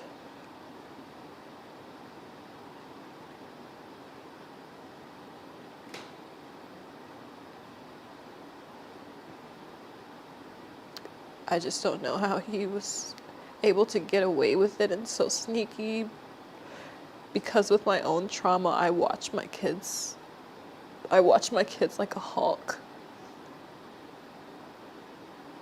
Like, I don't like them sitting on people's laps. None of that. And he knows how much I cannot stand men like him. And to think like I couldn't even go to sleep in my own house and know that my children are safe.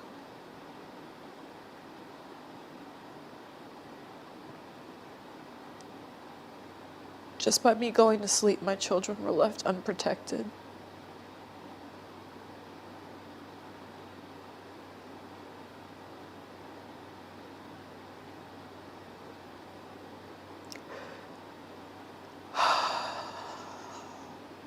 So that's pretty much the gist of what she then just goes on to say she's not sure what the channel will become, and she's gonna kind of try to figure out how she wants to go from here, because obviously her page is titled trophy wife, so things have changed obviously. But wow, quite a story here. I just wanted us to watch this together. This video, when I first stumbled across it, had like 30,000 views or something, and she's got like 50,000 subscribers, and now it has 1.6 million. So clearly this video is going viral here, and the story is going viral. And the reason that I want us to kind of listen to this together and discuss it is not because I want all of you to be sad or anything like that, or make you guys cry. It's because when I tell you guys two things, when I talk to you guys about safety in terms of like, you don't just go over to random strange men's houses. Like, this is part of the reason, right? You don't know who these men are. You don't know what they're about. You don't know what their intentions are. I know everything sounds good and dandy when you meet someone on Hinge or you meet someone on Bumble, and it's like, it's fun and it's exciting. And I want you to be excited for love and to meet people and to build relationships. But also remember, not everyone has the same intentions as you, okay? And just remind yourself also as well, aside from the safety, to be patient. and take your time to get to know people and allow them to show you who they are through the course of time. And don't ever ignore very clear signs that are showing you things that you don't like. Because I would never blame her for being a victim of this type of abuse at all. But I do just want us to take note of, where she mentioned it here, right? That, he R-worded me 4 times during our first few months of our marriage. Okay. Once again, I'm not blaming her for this happening to her, but there are certain things where when you're in a relationship, or even before you get into the relationship and you're learning and growing with someone, I want you to become very keen and aware at analyzing and observing behavior. And anytime you start to see really strange or a behavior that doesn't align with you or you don't agree with, if you ever get to a point where you say, this is not something I would want to continue for the rest of my relationship, that is the time where you say, no, I can't be here anymore. Because you can't be seeing things 1 time, 2 times, and expecting that all of a sudden those things will go away or magically disappear. Once again, I'm not blaming her for being in her situation. It's not her fault. But the learning lesson I want you guys to take away from here is be patient when you're meeting men and allow them to show you who they really are. And once they begin showing you who they are, believe them. Don't start to convince yourself that things aren't what they seem, or to say, oh, well, he might have money or he might have resources, so I'll overlook things. Constantly be in a state where you're listening, you're observing, you're analyzing, and as you're taking in information, you're deciding to yourself, is this someone I want to be with, or, I'm happy in a relationship with, or is this someone that doesn't align with me, my needs, and what I want? Okay, right? Don't overlook things. Don't let things slide. Be very intentional when you're dating men, and also keep your safety and your well-being first. We all love, and I want you to be in love, and I want you to be happy in love, but we don't want to sacrifice your safety for some short-lived happiness, right? We don't want you going over to random strangers' houses, right? We don't want you, meeting men that you don't know in private places where you can't possibly be seen by other people, right? And these are the type of things that happen in our society today. I know we are all excited for love, and we can be, but let's also keep in mind our own safety and well-being as well. Just something I thought we should all watch together and take something from, okay? All right, chat. Let's hop into, let's get brighten up the mood, hopefully a little bit, for our next segment here. All right, chat, you guys should know what is coming. Please spam up in the chat if you know what time it is. It's a very important time. It's a special time. It's an amazing time. It's a time where you're going to laugh and you're going to cry a little bit, hopefully less than the segment earlier. All right. Don't look at your clock. Don't look at your watch. Don't look at your phone. Don't look nowhere else in your home. If you don't know the time, I'm going to tell you the time.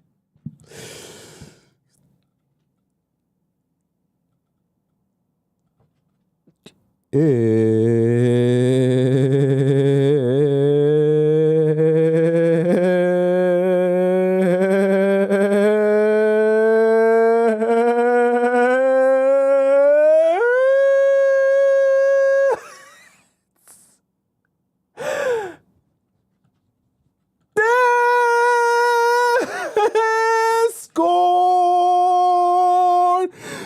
time. Yeah.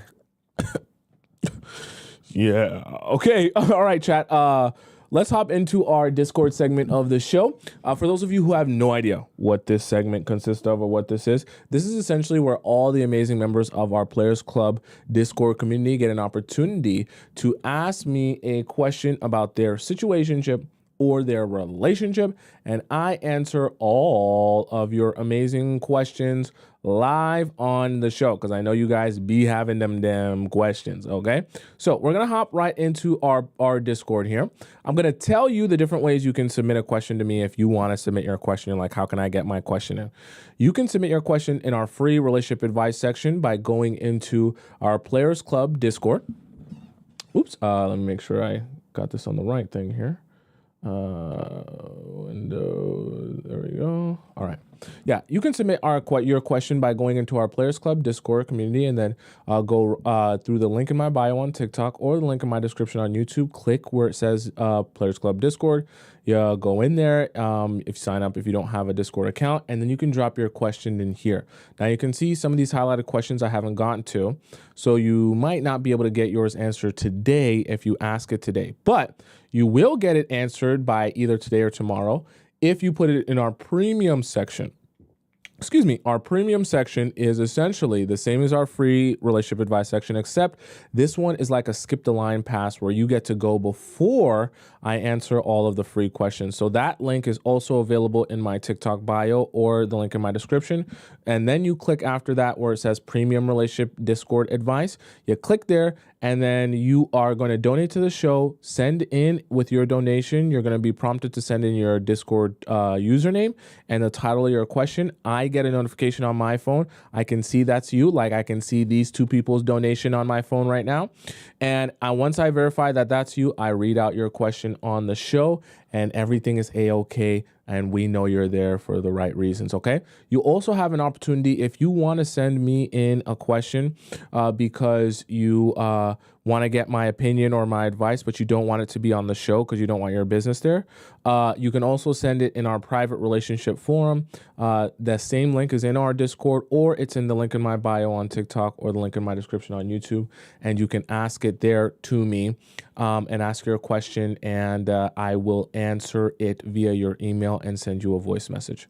All right, let's hop into our first question of the day, which is a premium question that comes from Kendra. Okay, so Kendra says, what now? Hey, Tomisin, this is my third submission. There's no limit to submissions, chat. You can send in as many as you want. Ask Anna, okay?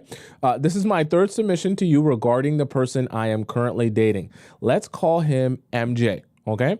The last time I wrote in, I was letting you know how busy he was with work and asking advice on what to do about wanting more time with him. You said to me, you felt like he was very intentional and that because of the type of job he holds, I needed to be patient and understanding of that. We are currently in our third month of dating and 1 month of exclusivity. We have been around each other's friends, but no family yet. He shared a lot of personal things with me regarding his job, family, and kids. About 2 months ago, or 2 weeks ago, MJ was letting me know about a project that he and his team were working on and had an opportunity to win for his company to gain. He was excited about it because it will put him well over his quota for the year, etc. He shared with me in detail how heavy the load was, and how he was preparing his team to present that to the company head. We have been keeping in contact, talking daily, and may have had one date at one overnight stay in this time frame. Okay. The next day, he called me to vent about work.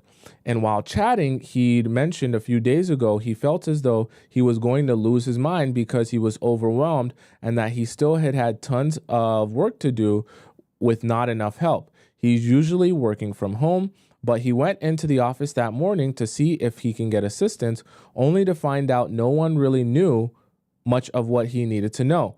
I then began to encourage him, letting him know that things will be okay, to stay positive and optimistic. Then we got off the phone because he said he had a deadline by 11 a.m. The next day that he had to prepare for. The next morning, I sent him a prayer via voice note to try to keep him encouraged and in a positive headspace. About an hour after I did that, my phone rang and it was him.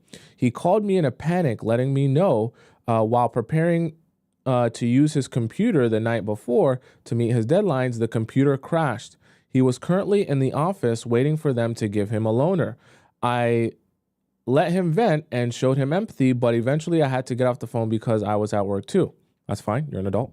The Friday was the day of the presentation. I reached out to see how everything went and if I could come over. He told me that the project did not go well, but they were giving him another opportunity to present on an upcoming Tuesday. I could sense his spirit was down, which I completely understood.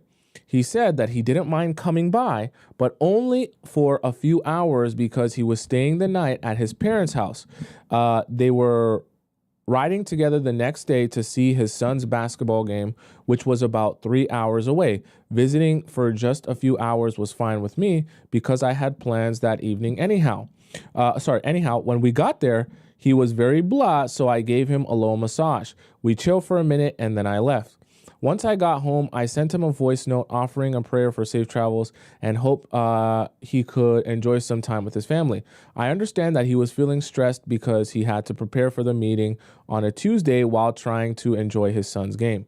After that day, he hasn't called or initiated contact, and now it has been 11 days.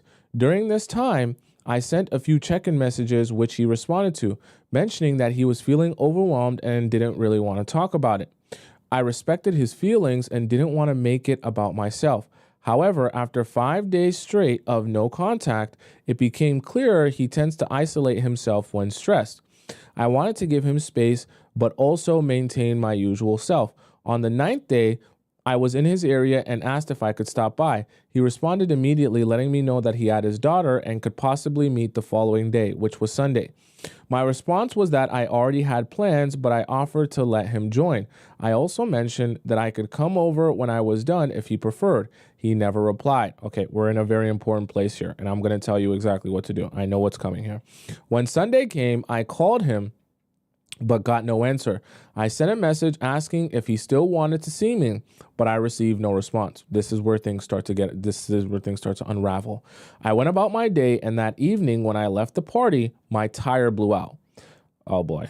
One thing after another. I called him for advice, but again, there was no answer and I became frustrated. At this point, I realized I was overextending myself to someone who clearly doesn't know how to handle stress, and it was weighing me down. I decided to send him a voice note. So this is where, when things start unraveling, your anxiety will start to build, and then you'll begin to start overcompensating. Okay, we're getting now in overcompensation territory now. I decided to send him a voice note to let him know that I had been reaching out without receiving any response. See, this is what anxiety will do to you. You're explaining to him something he already knows very clearly. He knows he's basically been avoiding you and not responding to you. You're telling him something he already knows he's doing. You telling him that is not going to magically make him change what he's been doing. Unfortunately, it just doesn't work like that. While I empathize with what he's going through, I feel a certain way about what we're trying to build together. I also mentioned that I would keep him in my prayers and that when he is ready to have a conversation, he has my number. Since I'm looking for transparency and communication in return, I wanted to ensure I offered that by sending the voice note. At this point, there's nothing else I can do. If he doesn't reach back out, then so be it. To me, this behavior is unacceptable, and the reason why I was being disappointed is because we are in an exclusive relationship. So was I wrong? Excuse me. Is he ghosting me? Does he no longer care? What should I do now? Okay, Kendra, this is a great question, and I'm glad you sent this in here because this will help a lot of other people. I get this is a very confusing time for you. Let me tell you these two things about men. Men that really want to reach a goal, a lot of them they'll start to compartmentalize their life, okay? And I'm telling you this from my own experience as well. I love work, okay? I love work and I'm a workaholic. What will happen sometimes with men that you date that love work? They love what they do. They want to reach that goal. They will become so hyper fixated on that goal that they will start to forget other parts of their life. And the problem with that, though, is that in that case, some of those men will even neglect themselves and other people that care about them in the process of focusing on that goal. The other thing I want you to take into account here is that you mentioned that, this was a big thing for him and all that good stuff, but he kind of messed up, right, on the first try, right? They gave him another opportunity, right, because the project didn't go well, but they gave him another opportunity to present on the upcoming Tuesday. Now, the upcoming Tuesday may or may not have, may have came, I believe it has came already based on the timeline, and maybe he didn't do well again. And this is where I want to kind of explain to you a little bit about male ego. He might not want to tell you that he's messed this all up and make himself feel worse for messing this up. I know you're not going to judge him for messing this up, but it's like a male ego thing. He doesn't want to tell you that he did this wrong, or maybe, you know, he kind of bombed this because he doesn't want to see you as less than. Okay. And that's just a weird thing that goes on. And so I think partially what's happening here is he knows that because you know about what's going on in his life, when you guys talk, he'll have to address what's going on in his life. So he'll kind of have to admit, I messed up, I did this wrong, I did that wrong, and he kind of wants to avoid having that conversation. So Nicole said, definitely bomb the second time, right? And this can be the thing, because what you're seeing here, it's not like he just randomly started, you know, disappearing or changing his pattern of behavior out of nowhere. It correlated or coincided with this project. And so the project that's bringing him stress, he may not have done well in, but it's obviously not an excuse to just ignore you or neglect your relationship. But what you can find a lot of times with guys who are workaholics, when they start building a relationship with a new person, they don't understand how to properly balance or compartmentalize what they're doing for work versus what they're doing for their relationship. And they can start to just have so much focus on the one thing that they don't see or care about anything else. And this is the problem here though with that, is that from your standpoint, you're not supposed to be the one, like, yes, you show him that you care. Yes, you show him that you're there for him. But at a certain point, after you do your check-in messages and you tell him, I'm here for you if you need me or you want to talk about something, if you start to sense that he's like you got to a point where he's actually ignoring your messages, right?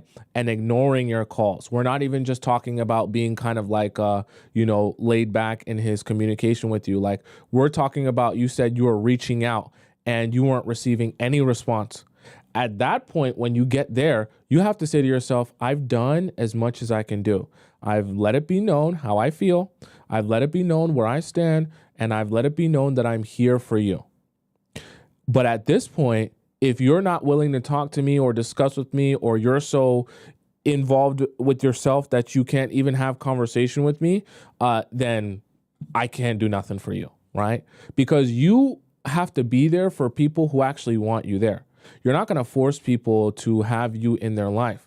And I know you guys are in an exclusive relationship, and so this is supposed to be one of his top priorities. But if he's not seeing it that way, you're not going to force him to see it that way. And so the position you're in now in terms of actionable items is you just have to take a hands-off approach and say to yourself, at a certain point, he knows that he has my number, he knows how to contact me, and he knows of my existence.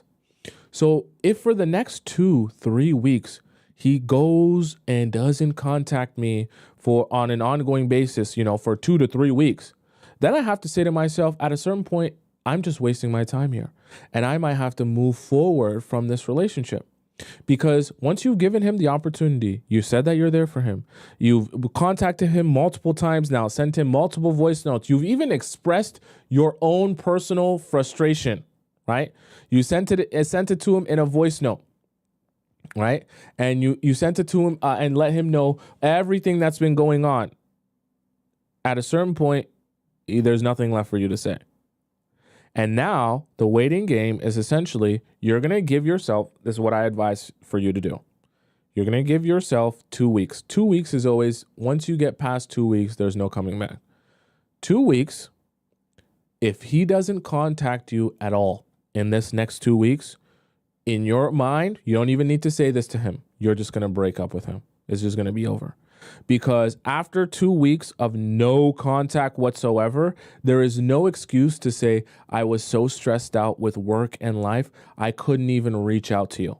At that point, you know that even if it's not that he has another girlfriend or something crazy like that, the neglect is so severe, there's no way you can sustain a relationship around that. If he has a stressful work situation and he doesn't contact you for 2 weeks, that's unsustainable. Okay? No matter how nice he is, no matter how kind he is, whatever he is, that's unsustainable. So the quicker you stop messaging him, the quicker you can start counting the days and seeing, okay, how long are you going to take to actually work through your feelings and work through this situation, right? Sometimes men will ask you to leave them alone. And yes, you want to be there for them and show them that you still support them. But at a certain point, you do have to take a hands-off approach and say, hey, I'm just letting you be like you asked me to be. Okay. Someone says 2 weeks is unreasonable, Thompson. Well, here's the thing. The reason I'm giving 2 weeks is because I want it to be more than enough time for Kendra to realize, okay, anything more than this is completely unreasonable. Because sometimes if I say, oh, only give it 3 days, people can give excuses. I was doing this, I was doing that, my kids, my whatever. Even 1 week, people can say, well, this day I had this and another day, this was unexpected. The reason I always give it like 2 weeks is because at 2 weeks point in time, there was at least 1 day where they could say, I want to speak to you. I want to talk to you, give themselves an hour to reach out or just, have some sort of update of what's going on. If they can't even update you in 2 weeks, there is nothing left in the relationship. And you've done your reaching out. You've done your quota. Okay. You work too. You're a 9-to-5 girly. You're a corporate girly. You've done your quota for enough time in this relationship for the span that if he doesn't contact you in this 2 week period, then you've done what you needed to do. Right. No point in like you said here, no point in overextending yourself, trying to get him to see what you already know to be true. Right. He knows he's not responding to you. He knows he's been ignoring you and avoiding you. At a certain point, you can't continue trying to show him what he already knows to be true. OK. Right. Shella says it won't take me 2 weeks to wait for an update. Well, here's the thing, too, and I want you to take this in as well, Kendra. Don't be eager as well that when it's 3 or 4 days, you want to say, oh, I'm just going to step on this now and say, I'm breaking up with you, blah, blah, blah, blah, blah, blah, blah, blah, blah. If let the whole 2 weeks goes by so that he can't give you any excuse of I was doing this, I was doing that. Once that 2 weeks goes by, you just say to yourself, I've broken up with him. If he wants to come to me and ask me what's going on or are we still together, I will simply tell him, no, you had your opportunity and you wasted it, right? You're not going to explain to him and you're not going to reach out to him to even break up with him. This is one of those situations where you just say, I'm going to let it be. And if you don't feel it's necessary to reach out to me, I don't feel it's necessary to reach out to you.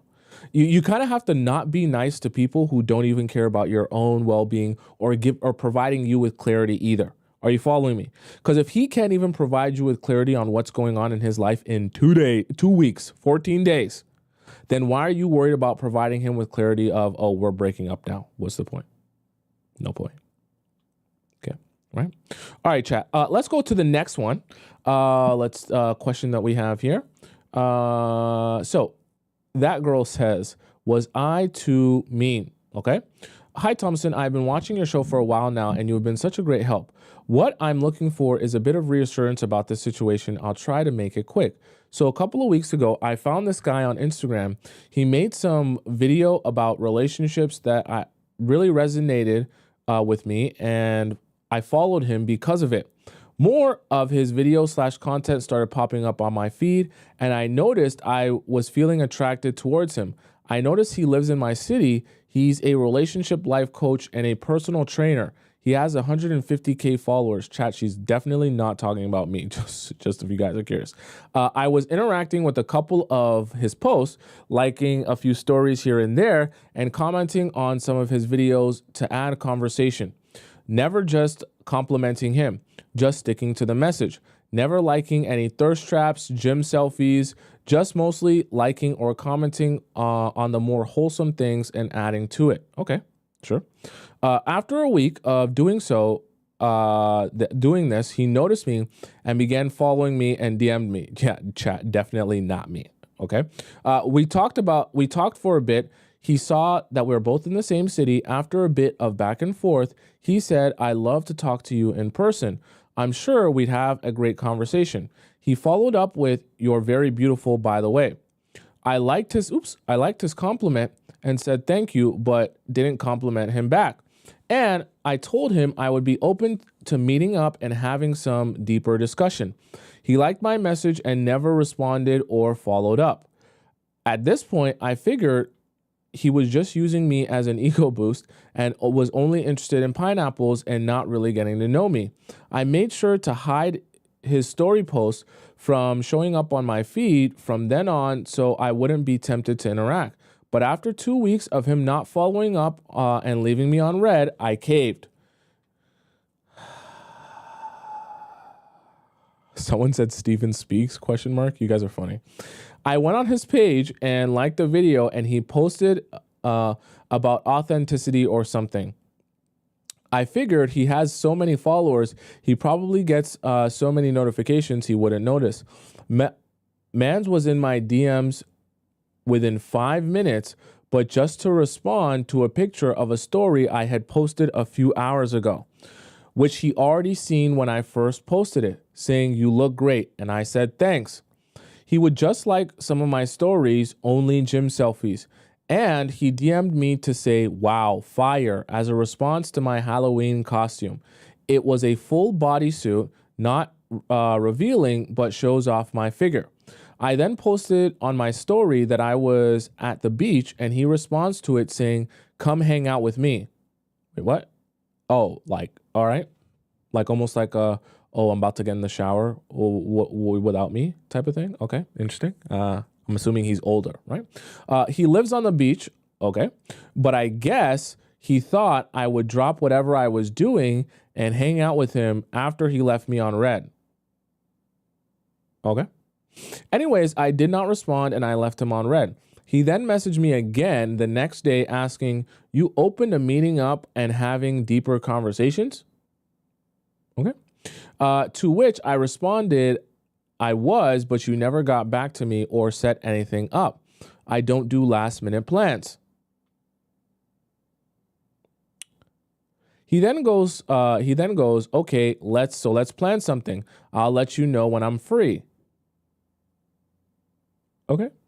A few days later, he tries to start a conversation again, asking me where I live by, and if I still come to South Beach. So this is in Miami. The relationship coach that you're DMing lives in South Beach, Miami. How old are you? How old are you? You didn't say. Not old enough to realize what's going on here. Okay, let's go on. Which is where he lives. South Beach, Miami. He's a relationship coach. A relationship coach, all right. He's coaching up something. I used to live there for 5 years and recently moved 30 minutes away. He then proceeds to ask me if I'm down to go to the beach with him. He tries to flex on me by telling me he has an apartment with Bay City views. The flex doesn't work because I used to live in a similar location. I told him I would prefer a first meeting with a little more clothes on. Ha, ha. He goes on, ha ha. Oh, he said the same thing to me. Ha ha. So what about the second meeting? What? You guys haven't even, okay. All right. And I'm cool with that. How about coffee and a walk? Okay. I didn't respond. He messages again. This guy's thirsty. Oh my God. This was a joke, by the way. Yeah. Right. Right. For a relationship coach, he's bombing. All right. Wow. Referring to the second meeting message. Last little bit continue below.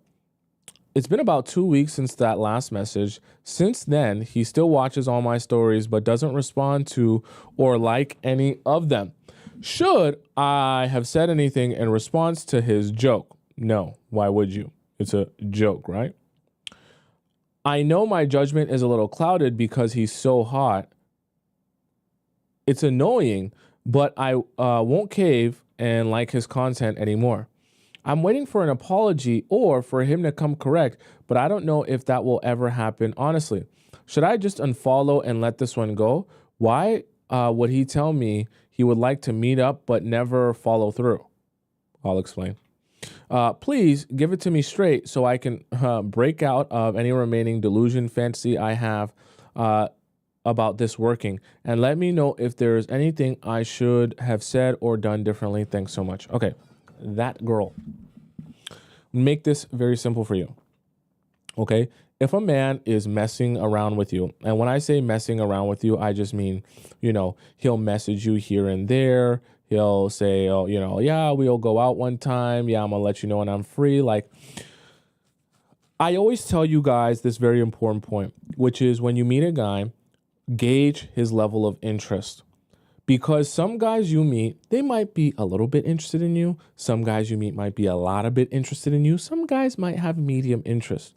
Gauging a man's interest is so important because some men will show you that they're interested. However, that interest level won't be enough to reach the threshold where he actually wants to pursue dating you, right? Some men will only be interested in you enough to flirt with you, go back and forth with you over message or DM, go back and forth with you when you're at work, or go back and forth with you when you're in the same room in the same class that you guys have to be at mandatory, okay? And what I want you to realize is if a man that you're talking to or dealing with doesn't have the threshold of interest required to like actually follow through with the date or the actually meeting up or planning it and scheduling it, you don't have to worry about anything else as it concerns him. Don't worry about what he wants. Don't worry about what he thinks. Don't worry about anything. Simply because if he's not there, right? If he's not at that threshold, anything else, right? Any other energy spent on him is just a waste of your time. When men can't be bothered to actually follow through with their chit chat, it's just that, chit chat. These type of guys, they'll message you, ha, let's do something. Ha, come over. Ha, pull up. Ha, when are you going to come see me? Basically, what he's trying to do is set up a situation where maybe if he asks enough times or talks about it enough times, one random day when he's free and he's horned up, right, in his South Beach apartment, he can message you and simply just say, come over, after building some sort of rapport with you. And you'll pull up on him, you'll come over, and he'll sleep with you for nothing, okay? But really and truthfully, if it came to actually planning something out with you, he's not going to do that. He's not. Okay, he's not. I'm telling you this so remember in yesterday's show, I talked to you guys about career matters, okay? Now, I'm not talking about his career as a bad career as a relationship coach. Obviously, I kind of do something similar, right? So I'm not saying that is bad, but also take into account, where does he live? He lives in South Beach, Miami. Let's just have an adult conversation here. Nothing against people that live in Miami. But if you're not truthfully from Miami, meaning you weren't born and raised there, you probably understand the type of mindset people usually come with when they're moving to Miami. Okay? Nothing wrong with that. It's not a crime. They want to have fun. They want to enjoy their life. They're probably young. They're in their, single phase. They want to go out and experience people, right? Okay? That's not a crime. But be honest with yourself about that and understand he didn't move to Miami to settle down and be in a happy, healthy relationship. If that was the case, he would probably be in any other city. Literally any other city. Okay? Lots of warm weather cities he could be in, right? That don't have all of that going on. So I just say that to say, recognize that he's probably not living in South Beach, Miami, okay? When you're old enough, you'll get it. He's not living in South Beach, Miami to twiddle his thumbs, okay? Meaning, if he's a single man with lots of Instagram followers living in South Beach, Miami, he's not there really and truthfully to build long-term relationships with women and find a wife. Let's just be all the way 100, okay? I say that to say you're just fighting a losing battle. You're expecting some sort of intentionality, some sort of focus from a man who isn't at all living a lifestyle conducive to wanting to settle down, wanting to be with one woman, wanting to build something long-lasting and sustainable. I'm not even saying he's a bad person for living in South Beach and wanting to enjoy his single lifestyle. I'm not saying he's a bad person. What I am saying, though, is recognize and be honest with yourself. His lifestyle is not even conducive to like building a real relationship. So why am I wasting my time even going back and forth with this guy? I know he's messaging you, and I know he's DMing you, and I know he's talking about let's go out for coffee and this, that, and blah, blah, blah, blah, blah, blah, blah, blah, blah. Ignore it. It's a waste of your time. Okay? He wants to enjoy his life. No matter what he's going to tell you, I promise you, if you even met up with him and you started talking about, I want to settle down, I want to build a family, I want to do this, I want to do that, he ain't on that page. He's living in South Beach, okay? He ain't trying to have no damn family. He ain't trying to settle no damn down. He wants to go to the club. He want to go to the strip. He want to drive a Urus, okay? Right? That's what he trying to do. He trying to be on the strip, okay? Having fun. Looking at girls. Enjoying his life, okay? Not a crime, but don't waste your own time, okay? Especially if that's what you want. Like, he trying to go to live on Sunday. You wanna go meet him thinking y'all gonna go to church together. On Sunday, he gonna be at Live nightclub. He not gonna be at no damn church. All right? So just understand, don't bother with what he's messaging you. Okay? Don't bother with it. Just ignore it. Don't even when he messages you from now on, honestly, just ignore it. Okay? If you want to, you can unfollow him if it's a pointless follow, because you're not gonna watch his stuff. You have to start using a man's lifestyle as also information to understand, like, what do you actually want? Because you're telling me you want a relationship and you want to build something. You're living in South Beach, Miami, on a condo that overlooks the city, right? Why would you, if you have all this money and resources, why would you choose to live in South Beach, Miami with access to all of the amenities, right? Unless your mind is in a particular place. Like, this is part, when we join the Players Club, that's part of understanding like how to be real with yourself and not fall for guys' words. Because like his actions is his lifestyle. His words is him telling you, let's meet up for coffee. Okay? Like, be for real. Be for real. Be for real. Okay, right that girl. Let's go into, we'll do a few more here. We'll go into our free section. Let's go and we'll start off with Amandy. Okay? Amandy says, why are men not able to focus on career and relationship at the same time? It's kind of like Kendra's question. My boyfriend and I, 1+ year, recently broke up. Great relationship, treated me like a princess, told and showed me that I was the love of his life. And the one, like the one in general, okay? And did actions towards us getting married. He insisted on meeting my dad to ask for permission to date. Not even religious, just out of respect. I met his fam. He's financially invested in me. I made him wait a long time for us for pineapples and set good boundaries. Always got me flowers and gifts, courted me like a gentleman, etc. We are both high status earning people. He had a recent major career change, still equally stable but demanding. And then he needed to focus on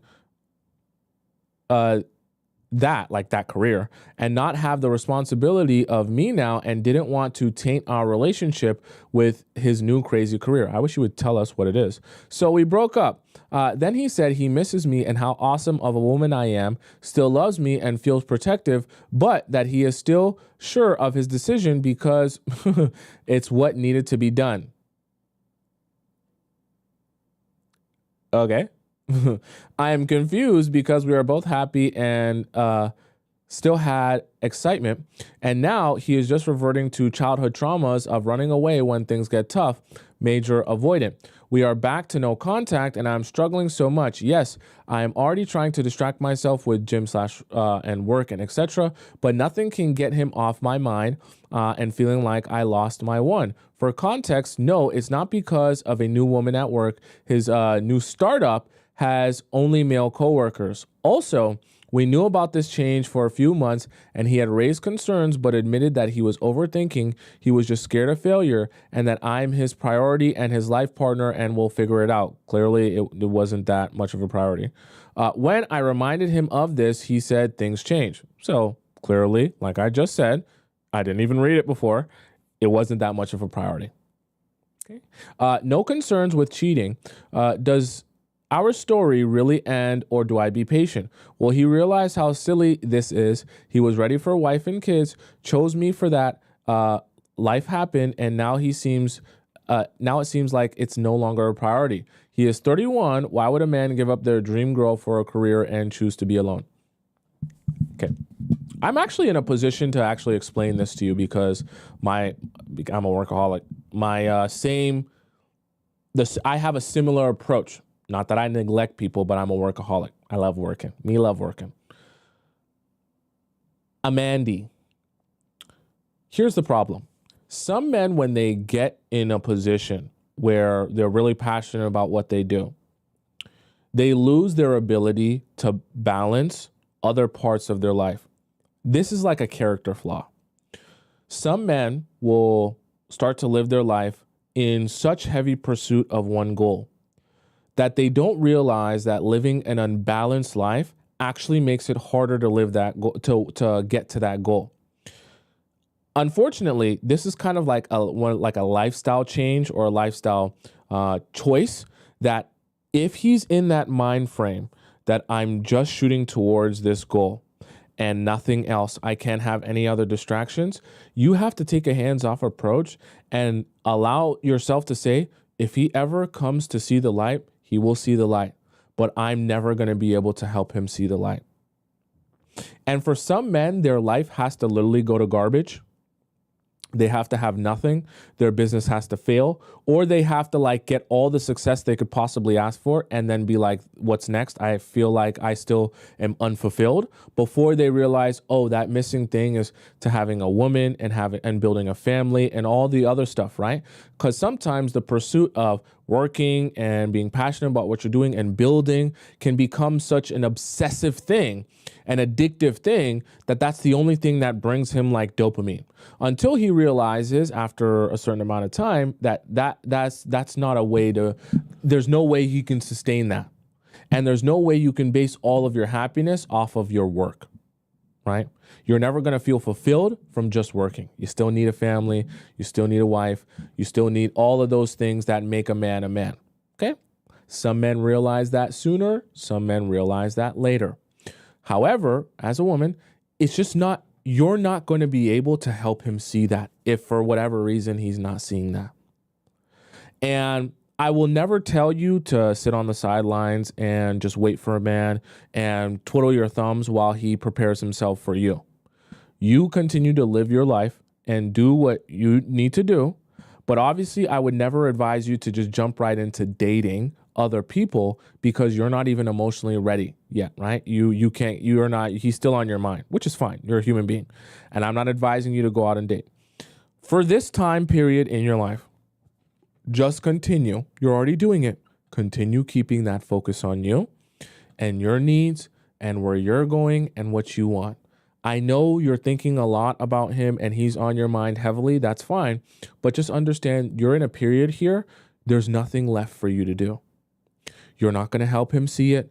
You're not going to help him realize it. And you're not going to send him a magical text that will make him actually value you and want to build this relationship with you.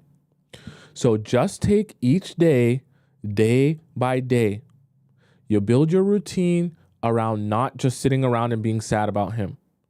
And just keep doing your routine day after day after day.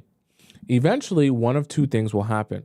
Either you're still going to have him on your mind and eventually he'll actually come back and have his own realization and epiphany and you guys will be together. Or in the process of you taking it day by day, there will be one day where you actually don't think about him.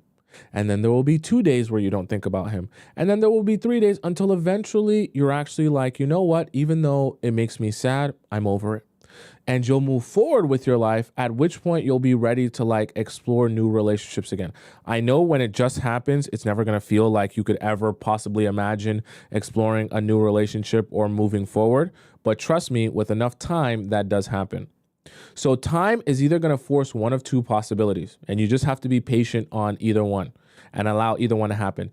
Either enough time is going to pass where you move forward, or enough time is going to pass where he says to himself, I actually want to be with her and I realize her value. Either way, you're still you, you're still happy, and your life is still good regardless of either outcome of a scenario. Okay. All right, chat. That's the show for today. We went overboard today. We went an hour 30 or 2 hours 30 today. If you guys have any questions for me, make sure you send them into our the Discord here, our Players Club Discord. You can do that through the link in my bio on TikTok or the link in my bio on link in my description on YouTube. For those of you who want to follow me on Instagram, my Instagram is just above my head on the top left corner of the screen. If you're on TikTok, it's Tomisin_Atub. You can follow me on Instagram there and see everything that I'm doing. For those of you who are on YouTube, it's in the link in my description. If you want to catch me on, oh, by the way, for those of you who are on TikTok and you missed any of the points that we discussed today, you can go up on my, above my head on the top right corner of the screen, type in my name, Tomisin Atobatele, and you can find it, all of my live shows. Just go into the live section. You'll find this live show and all of the ones I've done in the past, okay? You'll have the YouTube and the TikTok live chat embedded in the video. You'll see all the conversation that we have. I'm here every weekday. Oh, by the way, thank you so much to Nicole. Nicole donated $5 earlier in the YouTube chat here. She says, great show as always. I won't be able to watch the entire show, so I wanted to donate now. I used to give a lot of chances, waste of time. Thank you, Nicole, for the donation. And thank you also to Bree and everyone else who donated on TikTok. Thank you so much, guys. I'm here every weekday, Monday to Friday at 4 p.m. Eastern Standard Time. So if you want to catch me again on time, it's going to be at 4 p.m. EST tomorrow. You got to figure out what time that is in your time zone. Until we meet again, goodbye for now. Arrivederci, au revoir, hasta la vista, sayonara, adios, ciao, salam, bon voyage! And I will see you again tomorrow at 4 p.m. EST. I love you. Okay? It won't be long.